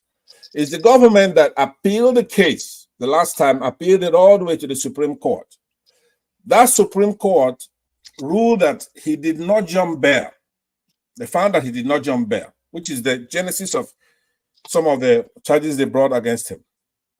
The court chastised the government for illegally going and reditioning him from Kenya. And they said, you should read this opinion. They chastised them. But then guess what he did? He says, okay, that he's going to return the case still to that lower court, the inferior court. That it's just not cool to cut off his legs. That he's going to return it back there for him to do. Now, that is Incredible. Sharia nonsense. The reason why people go to the only body that has the legal standing to interpret the Constitution is that Supreme Court. Only. They're supposed to say what the law says, but more especially what the law doesn't say that they have the right to do. Right? So if the National Assembly makes laws, that Supreme Court could rule it to be unconstitutional.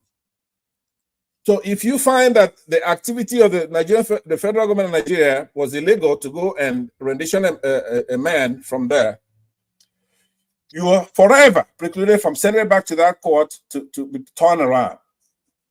So that's where I'm saying that our problem, that's why I'm not doing a la carte anymore, right?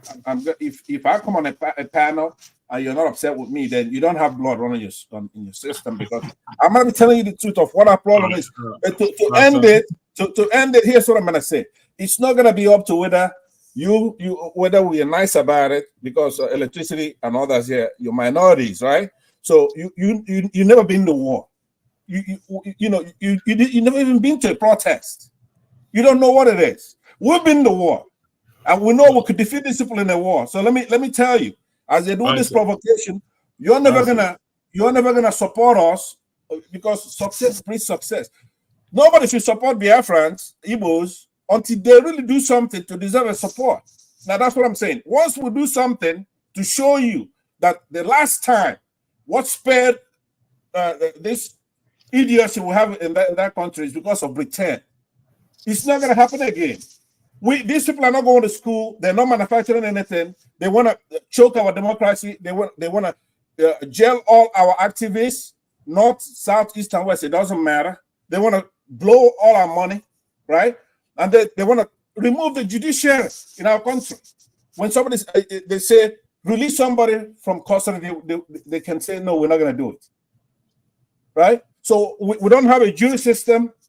They smuggled Sharia into our thing with a joke that it's customary court. It's where they do marriage stuff and they do civil stuff.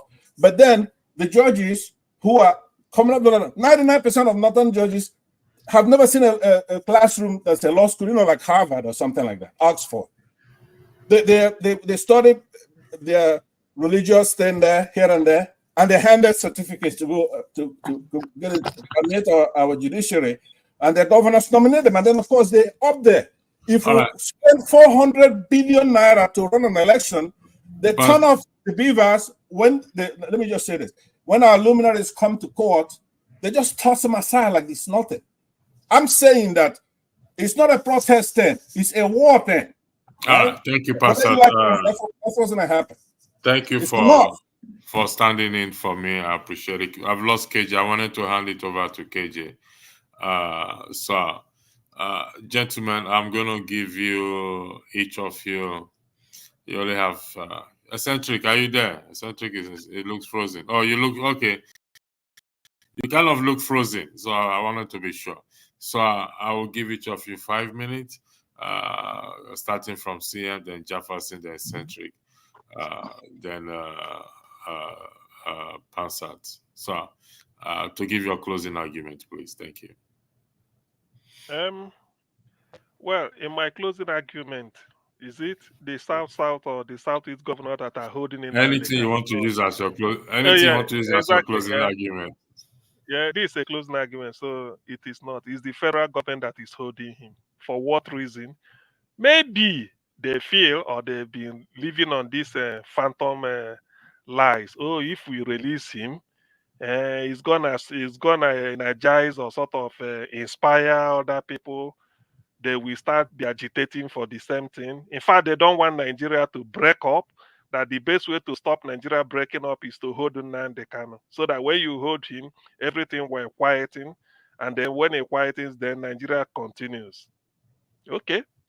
But what they've forgotten is that because the awareness Nnamdi Kanu has created about Nigeria has become something of what some of them you can see in the history books. So people have now come to realize that Nigeria is a joke. So as a result of that, everybody is now trying to see people that are benefiting from Nigeria. What can they do to keep on feeding? That releasing in Nnamdi Kanu is like taking away their feeding bottle. Well, that is that is the thing they do not want to know. But to me, as an Igbo, I feel humiliated. To be honest with you, I feel any day I wake up, I just feel I'm diminished as my humanity because Nnamdi Kanu is there. What? You see, do you know why I feel humiliated? At the earlier, even when he was renditioned, the Ohanaeze Ndigbo, to which I respect our leaders, even we sometimes I may not may not agree with them. The man, the former ambassador to Nigerian ambassador to US, Israel, and Cyprus, Professor George Obiozo, he went to Buhari. He said, let us do it in a political way because Michael Zekome, the lead counsel, has looked at the case, say, look, there is no point to save face, to save Nigeria from international opprobrium and shame. This is a chap you renditioned. Ordinarily, you shouldn't bring him to court. You have to send him back to Kenya and they apply. And to do it, America is the superpower today, the only remaining superpower in terms of with a how many $1 trillion economy. Yet America needed, because they arrested Hush Puppy in Dubai, he defrauded the Americans. They want to try Hush Puppy. In trying Hush Puppy in America, Hush Puppy gave them a link that there's a man called Abakari, police officer, who is doing the deal for him. United States, as powerful as they are, they had to apply. Tell Nigeria, we need this person to come. We need this person. We need him to come for trial in US. America could have invaded Nigeria in the midnight and take what they wanted to do. But as a bastion of democracy, they didn't do it. They thought Nigeria said, look, this is diplomacy. They went through Nigerian embassy in Washington, talked to the ambassador through their destiny, and then through the Attorney General, say, we need Abakari to come. Tell us when you are bringing him. We are waiting for him. That is how a country reasons. So to save face, Ozekome say, look at what happened. America is teaching you international law. So you've made a mistake rendition in Nnamdi Kanu. Take him back to Kenya. From there, you apply so that you can come in and do it. Or because it has happened, use political situation and save face. Bring him out. Let us negotiate so that you can save your face and then don't bring your problem to Nigeria. Do you know what Buhari said? I mean, Ozekome advised Ohanaeze Ndigbo. They now went to Buhari as president, said, look, this is what should be done. Buhari said, no, this is what Buhari said. My hands is off. It's in the court. Let the court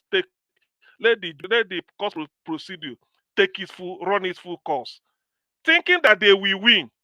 The question I also ask people is that, what if the court has pronounced Nnamdi Kanu guilty, that he should spend 20 or 30 years in prison? People would have said, you see it, it's the rule of law. But the court say, let him go, discharged and acquitted, and they are holding him. So that is why the Igbo-ness in me, I feel ashamed. Because it can never happen in Nigeria to any other ethnic group. Never, it can't happen. People draw parallel with anything. There's no parallel to draw within Nnamdi Kanu. No Nigerian has ever been renditioned. No Nigerian has ever been renditioned and asked to stand trial. No Nigerian has ever been renditioned, asked to stand trial, and then they told that the trial you have to go back and start again after getting to Supreme Court. It has never happened before. It has never ever happened. So what are we talking? This is just the Igbo humanity. They are telling us we in the Igbo. We can do anything to what you want. Let me tell you, if Nnamdi Kanu did not come out from their place alive, I'm telling you. You see this thing called GUN. I've never handled it, but like what is the name? Chris Okibo. Is it not Chris Okibo who's the poet? I'm going to try it because this is about my humanity. How can this be? How can this be? And you are still holding him for what? From High Court to Appeal Court, from Appeal Court to Supreme Court, from Supreme Court back to High Court. Where has it ever been done? Not even in US. Pastor, you are in US. Some of you can tell me. Where has it ever been done? Where? In your own court. Why not leave him? Why not let him go? Just to save face, political negotiation to save face. You renditioned him for 8 years, beating him. When Nnamdi Kanu came, when he was brought into Nigeria in the middle of the night, do you know what the Attorney General did? To address a press conference, he spoke in Hausa for 30 minutes to tell the people that they've gotten their enemy. Why not speak in English and then let them go and translate? But he spoke it in Hausa. And you are telling me that as an Igbo, I should be proud of Nigeria. I should be happy. This is humiliation. Every day I drink water, I feel ashamed. Thank you, sir. Jefferson, the floor is yours, please. Hello, can you all hear me very well? Yes, we can hear you loud and clear. CM, is it at CM hash? First of all, I just want to tell you that, first of all, as far as we're all breathing as human beings, we should hold ourselves high as a being. I put it that way. Okay, let me make it simple. No matter what, nobody's dignity can be trashed to the ground, no matter the state in which that human being is. You see, if there's one thing that Nigeria has taught us, and is teaching Nigeria, irrespective of the outcome, no disrespect for those who are non-Igbos. It has told that irrespective of what they do to us as an Igbo, we'll still stand strong and be successful. It's actually passing a message. It's actually passing a message, and it's not even about being Igbo now. It's about being being human and holding the head high and letting them know that no matter the situation, we are going to succeed. We are going to keep on moving on. I can tell you on a global scale, let me even just shock you. JJ Okocha, when he was playing football, is it in Europe? There was a time that the whites hated him so much. And guess what? Go and ask him in person. He will tell you that he makes sure he dribbled them and bring them to their knees. And he became an exceptional star. So I speak to you, even Messi, who happens to be a very great footballer, he dived his heart for JJ Okocha, even though Nigeria did not meet up in the World Cup or international this thing. It's not just that. Even in America, I can see it here. When they try to bring down the black people and all that, they make it look like the blacks cannot be progressive. But we're all getting progressive. Eccentric, you are a testimony. You know what's going on in the US, so you actually see things for yourself. No matter how they want to bring down the black people will still stand up. So why am I saying all these things? You see, now I'm dealing with the Nigerian project here. I want to say this.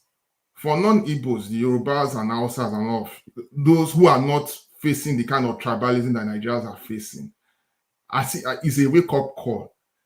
Being oppressed or being the oppressor is not good for anybody. People might say, oh, we're enjoying it, because I'm the other side. It is not a good thing, and I don't think it's going to take anybody anywhere. And guess what? Eccentric, I'm sorry I'm calling your name twice. You can even in the US here, all those that say, oh, I'm pro-white, I'm this, I'm that. Yes, we are the decision maker. They don't go. At the end of the day, they are being used. The top 1% is controlling the 99% of the world. Let us think of that at the moment. It is a construct. It's only a construct at the end of the day. Because when they generate all this hate, it's not as if they are generating the hate for just one people to be good. No, it's for some people from collective, So, CM, I can tell you one thing. Irrespective of what is going on, we'll still stand strong. We're going to stand strong and hold our dignity. No, I've seen so many things. Look, I've seen so many things that can make me get depressed. But I still stand strong and hold my head high and say, look, no matter what these guys do, they are not going to suppress my being. And we prevail. And even the people that are responsible for the oppression and think that they're enjoying it, they're the ones suffering it. In fact, their heart is even getting bitter. And it's unfortunate. I have to say this to let you know why manipulation is not going and why everybody has to speak up, irrespective of who is enjoying the fall. Unfortunately, in Nigerian state, even the Yorubas who even voted for Tinubu, the Yorubas are suffering seriously. In the north, not even suffering. The white people are suffering in the east, yes. It's just game and tactics. And unfortunately, I saw a video clip in Osun State where people were jubilating that, oh, they are grading a road in 2024. What does that tell you? It tells you how we're demented. We need to look beyond this. And we need to tell ourselves the truth that oppression does not take anybody anywhere. It only causes more problem. The detention of this guy is going to cause more problem for us as a country. And we cannot have any peace until we address the critical issue. America are not these global worlds today. We will say we have a UN meeting and all of that. They will tell you, oh, there's a summit, there's a G7, blah, blah, blah. When there's an issue within our country, the people that are in the on the global scene, they can be the ones to interject. Like, for instance, now economy, the World Bank are the ones that can interject when our economy is bad. They try to say they can give us advice. Nobody is going to save us. World Bank cannot solve our problem. UN will not solve our problem. It is we that is going to solve our problem by ourselves. And we need to correct our stupidity. If not, it's going to send us to our graves. That's all I have to say. Thank you. Eccentric, the floor is yours. You got 5 minutes. Okay, we lost Eccentric, and okay, Eccentric is back. The floor is yours, Eccentric. You got 5 minutes. All right. So I don't know if this is a recent news, but the World Bank just gave the Nigerian government 1.5 billion US dollars, right? And the question is, what are they going to do with this money? I don't think this is a good time to actually get loans, because Nigeria needs some kind of reform, right? They need to reform the system and kind of deal with the corruption issues before getting a loan as big as 1.557 billion US dollars, right? Because this money is going to end up in some elephant projects that's not going to be completed, and the people in charge of the projects will take the money, and the cycle will continue. And then Nigerian foreign debt will increase, right? Anyways, let me backtrack to what we're talking about. I think I've actually stressed this point enough, right? Nnamdi Kanu, Nnamdi Kanu should be released in order to stop any type of uprising, in the country. Nnamdi Kanu should be released, and the core issue should be addressed. The core issue is poverty.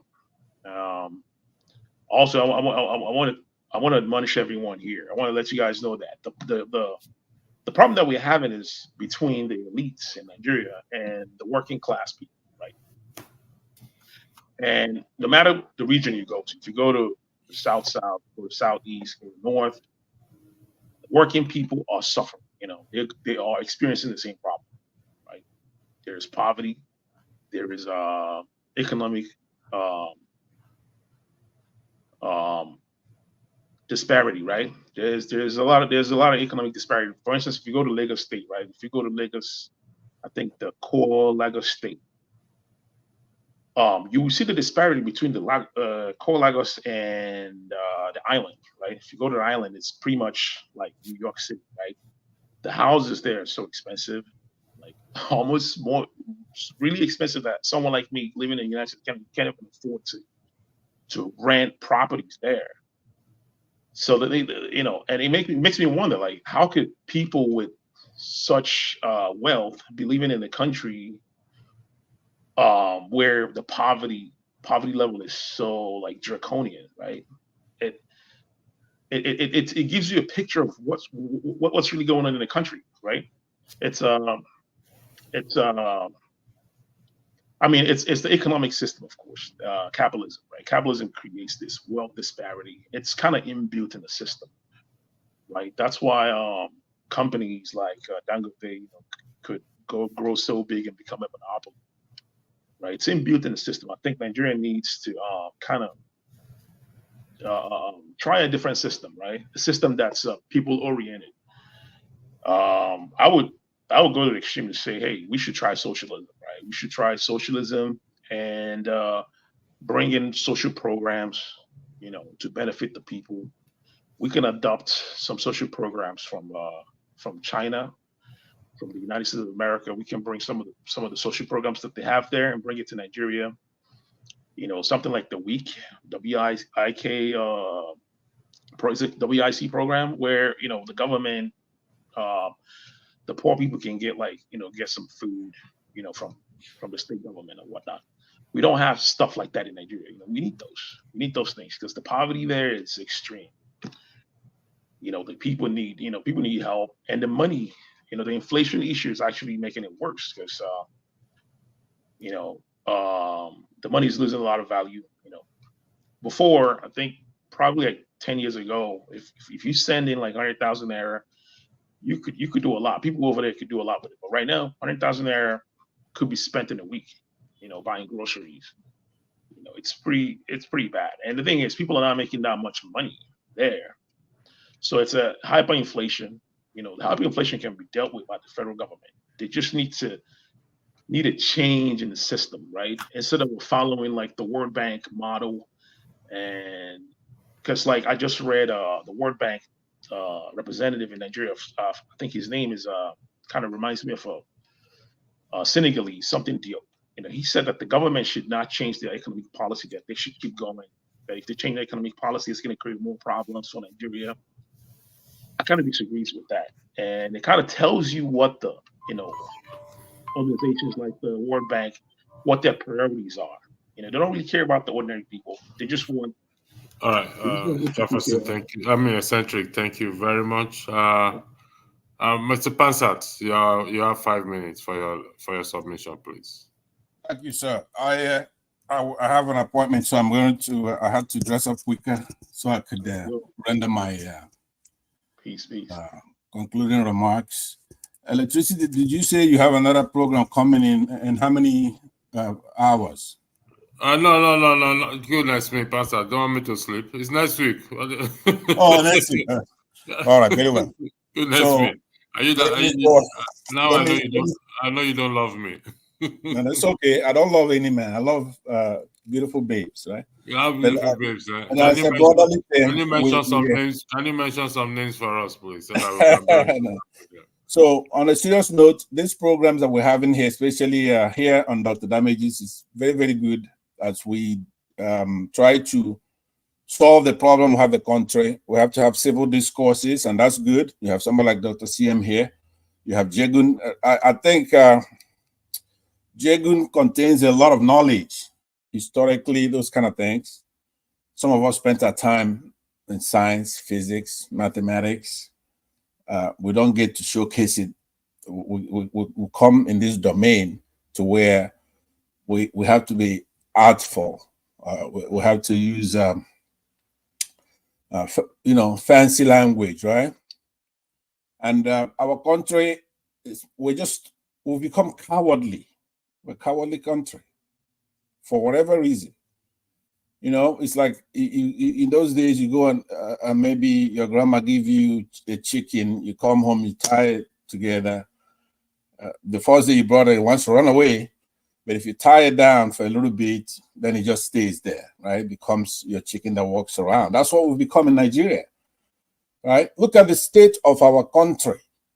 Some of these problems that we're talking about, they have one common problem. I would try to be civil. I won't talk about it a lot.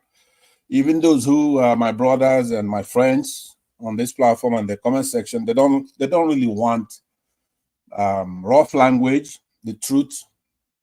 They want a placebo discussion, something that doesn't cure the problem. It's placebo commentary. So I would go ahead and use a euphemism like most people are familiar with. But don't forget, Nnamdi Kanu may be your cause celeb, like they want to make it that. It's not a Nnamdi Kanu issue. I was here when Nnamdi Kanu came here and he's undergoing his activism for the entire country. And a lot of our people advise him, hey, Nigeria is not that developed and mature for that kind of thing. But he did his job. He has his own style. He's not Igbos. We have Igbos that run the gamut. Some who are one Nigerians. We have Igbos who fight for freedom for everybody. as a typical example, I'll give you an example. There's something I'm going to give you as a challenge, because a lot of people here try to create a moral equivalence between the Southeasterners and the Southwesterners. There's no moral equivalency there, right? I love my Southwest brothers. And of course, I'm talking about the rule, not the exception. We have beautiful activists from the Southwest, Dele Faratumi being one. Do you know America has not produced one Dele Faratumi, period, or Britain? We have a lot of leaders. We have a lot of good people from all tribes in Nigeria. But in the case of the Southwesterners, it's the exception, not the rule. When the Southwesterners want to do their Amotekun, you go and find me one Southeasterner that says, no, don't do your Amotekun. All of us were online. I was there in the forefront. Yes, you need your Amotekun to protect your farmers and your states. We all support them whenever they're doing anything. So that's the difference between us and the Southwesterners. From the Southeast, the reason being that, I say this, and this analogy, maybe I'm not trying to sweeten it so it doesn't rub you the rough way, right? The Southeasterners have gone through a complete metamorphosis to be a Nigerian. That includes going to war against our common tormentors, people who have already conquered the Hausas, rendered them effete, took them over, pretty much. And that's the Fulanis, who are not from our country. But I said it's Friday. I'm going to try to sugarcoat it for you the way you like a placebo, right? But I'm going to tell you, the Southeasterners have gone through a complete metamorphosis like a butterfly does. Go from an egg to a larvae to a pupa, and then emerge as a butterfly. The rest of these tribes now, this is where they don't like me telling you the truth, especially the minorities. They haven't done that. They didn't join the war and do the right thing to fight off these people who would have been like Switzerland by now. They just went from egg to an adult. And that's called an incomplete metamorphosis. You go from an egg to a nymph. You just look like an adult. Now, the insect that does that is called a cockroach. It's one of them. There are others that do the same thing. It's not calling anybody any names. What I'm saying, we've been through the complete metamorphosis. So when you see a Buhari come after a jackboot thug was truncated our nascent democracy, took over from our elected government, he ruled as a head of state, a military thug, killed a lot of people, ruled by decree. So he came back to run for office. This will be his fourth time. You go and look, Southeastern have voted against him the whole time. He gets single digits. However, in 2015, he came in and the Southwesterners voted for him, brought him in. And since then, our country has gone down. They conspired with Northerners and Yorubas conspired to remove our civil servants who actually went to school and have a certificate like Ngozi Konji-Iweala. And since then, if you plot the graph, X and Y, since they were able to skim out the support from government, then the country went down. They can't feed themselves. So it's not a moral equivalency. So what I'm saying, now things are getting better. Some Southwesterners are coming up. The Westerners, some Northeasterners, some minorities, they're beginning to understand that this Biafran war was not just a war against the Igbos. It was a war to take our resources from the South, and it's being aided by Britain. Now, you have this discussion. You don't want to know how did Nnamdi Kanu get captured. It's not Buhari. It's not the Northerners. It's Britain. During the war, we weren't fighting the Northerners. We were fighting Britain, right? That's what it is. So let's just let me land. Electricity. Let me land. I'm almost done. So what I'm saying to you is that when we have these discussions, we have to have it with a purpose, which is to tell the truth, have a purpose. That somebody say, why are we talking? Do we want our judiciary and our legislature and our executive branches merged up together like that to where there's no check and balances? Because it's a waste of time. No matter what system of governance you have, our economic system, if it's communism, if it's capitalism, if it's socialism, no matter what you have, it cannot work if everybody's going to be like a mumu there. You know the right thing to do. How can you do anything or go to an election where you know, say, after the election, then you have to go to the judiciary to determine winners and losers? That's who determines winners and losers. So it's an exercise in futility. So I'm saying a discussion about Nnamdi Kanu is a small discussion as far as I'm concerned. How do you get them out? It's small. We get them out by making the judiciary work. We get them out by facing down Sunni Muslims in the north and say, hey, look, we have to have this country be a civil place. No cheating, no deceit. Because you cannot do anything. Anyway, either we're going to be in a democratic path or we're going to have to do it by force. We cannot be cowardly the whole time and decades are going. Right? So electricity, this is particularly to you because I know that you try to cover a little topic from a major topic. It's not Nnamdi Kanu alone that's facing this plight. Like others have said, I conclude with this. I've named El Zazaki, he went through the same thing. CM had tried to point out minutia. There are differences, obviously, but that's always going to be there, even here in the United States. Thank you Black very much. whites at whites when it comes to the judiciary, but at least there are fundamental things. If you're wrong at the lower court, you could appeal your case. You have that hope as a common man. If a judge or a jury does something against you, then you could go to another level and go to another level. But if you have it to where a country has exclusive laws and they've come with a mindset to conquer us, I'm sorry to disappoint you. At some point, we're going to have to go back to war here. Let me just tell you right now, so you know that. I'm saying here, I'm here on TV. I'm saying if you don't do the right thing in a democratic setting, then we're gonna show you that there are many Igbos. I think in my way of count, we have over 100 million Igbos. So it's not the same thing like say you electricity with your tribe there. Maybe you get a few thousand here and there, right? So you Thank you. small. I'm gonna think big here. Your 5 minutes is up. Thank you very much. Thank you. Jago, the floor is yours. Thank you.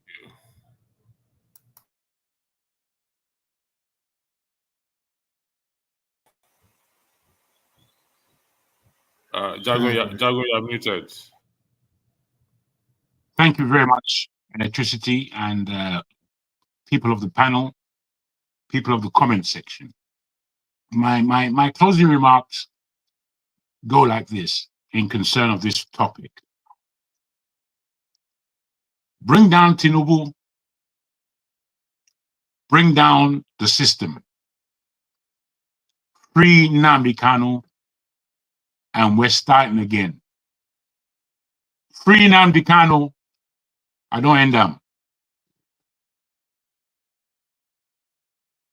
Thank you very much. Gentlemen and those in the comment section, I would like to thank you for... That's unbelievable. This is what Jago did. They need a certificate for that. I never seen him do that. Thank you very much. And those of you in the comment section, I would like to say a big thank you for joining tonight's broadcast.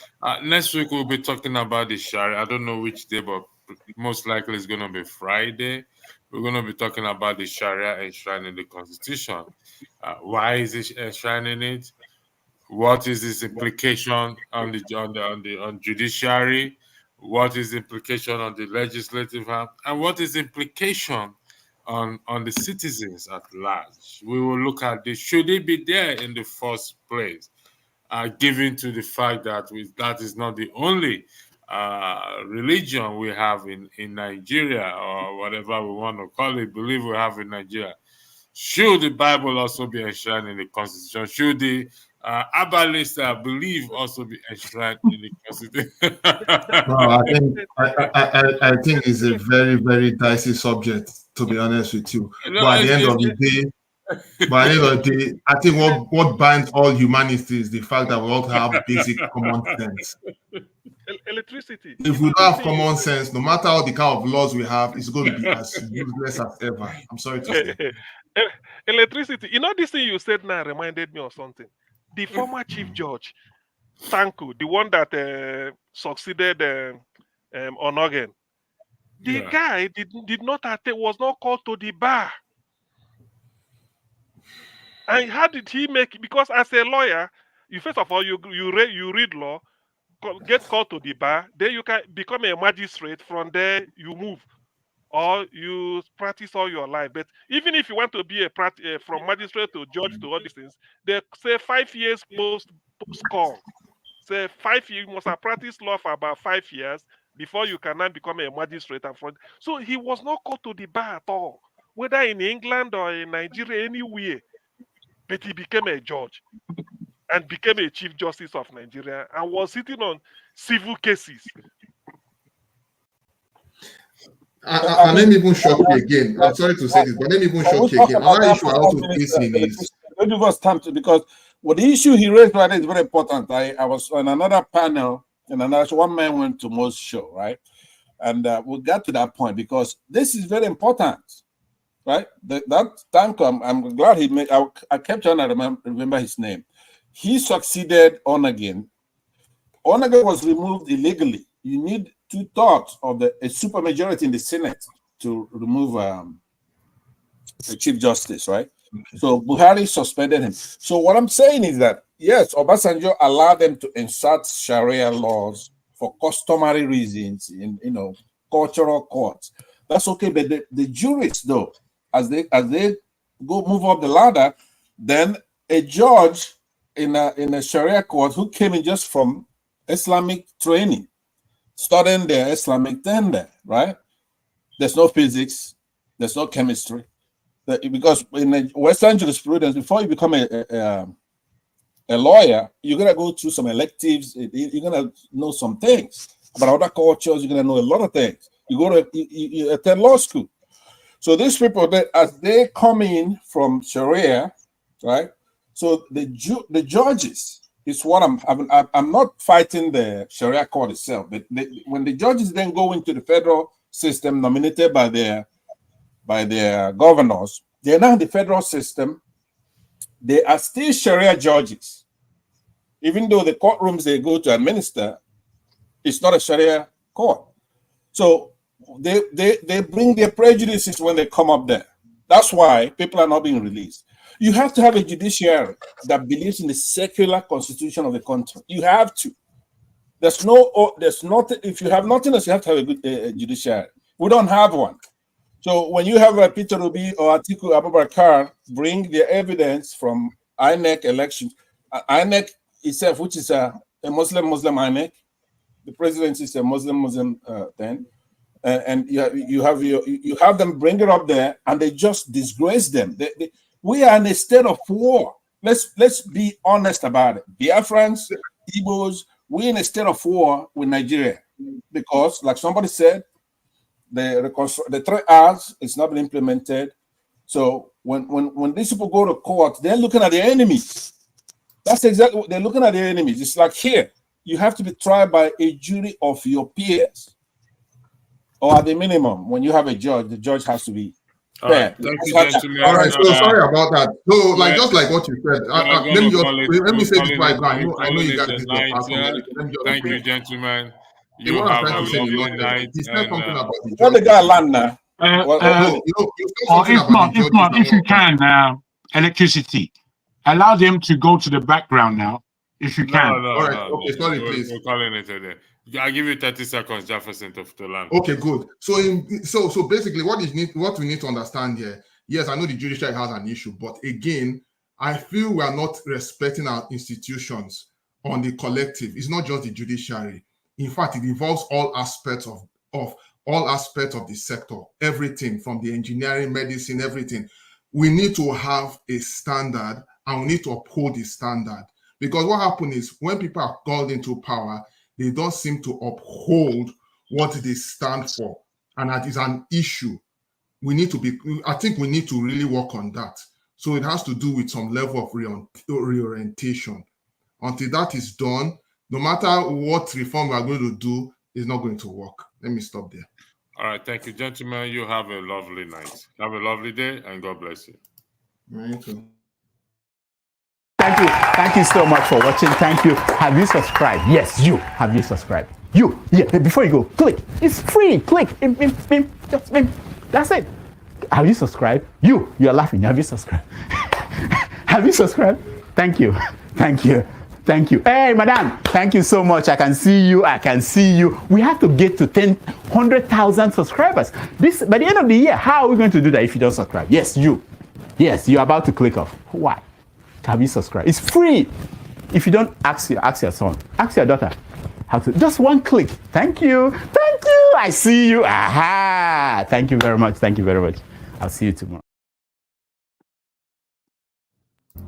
Arise, O compatriots, Nigeria's call obey, to serve our fatherland.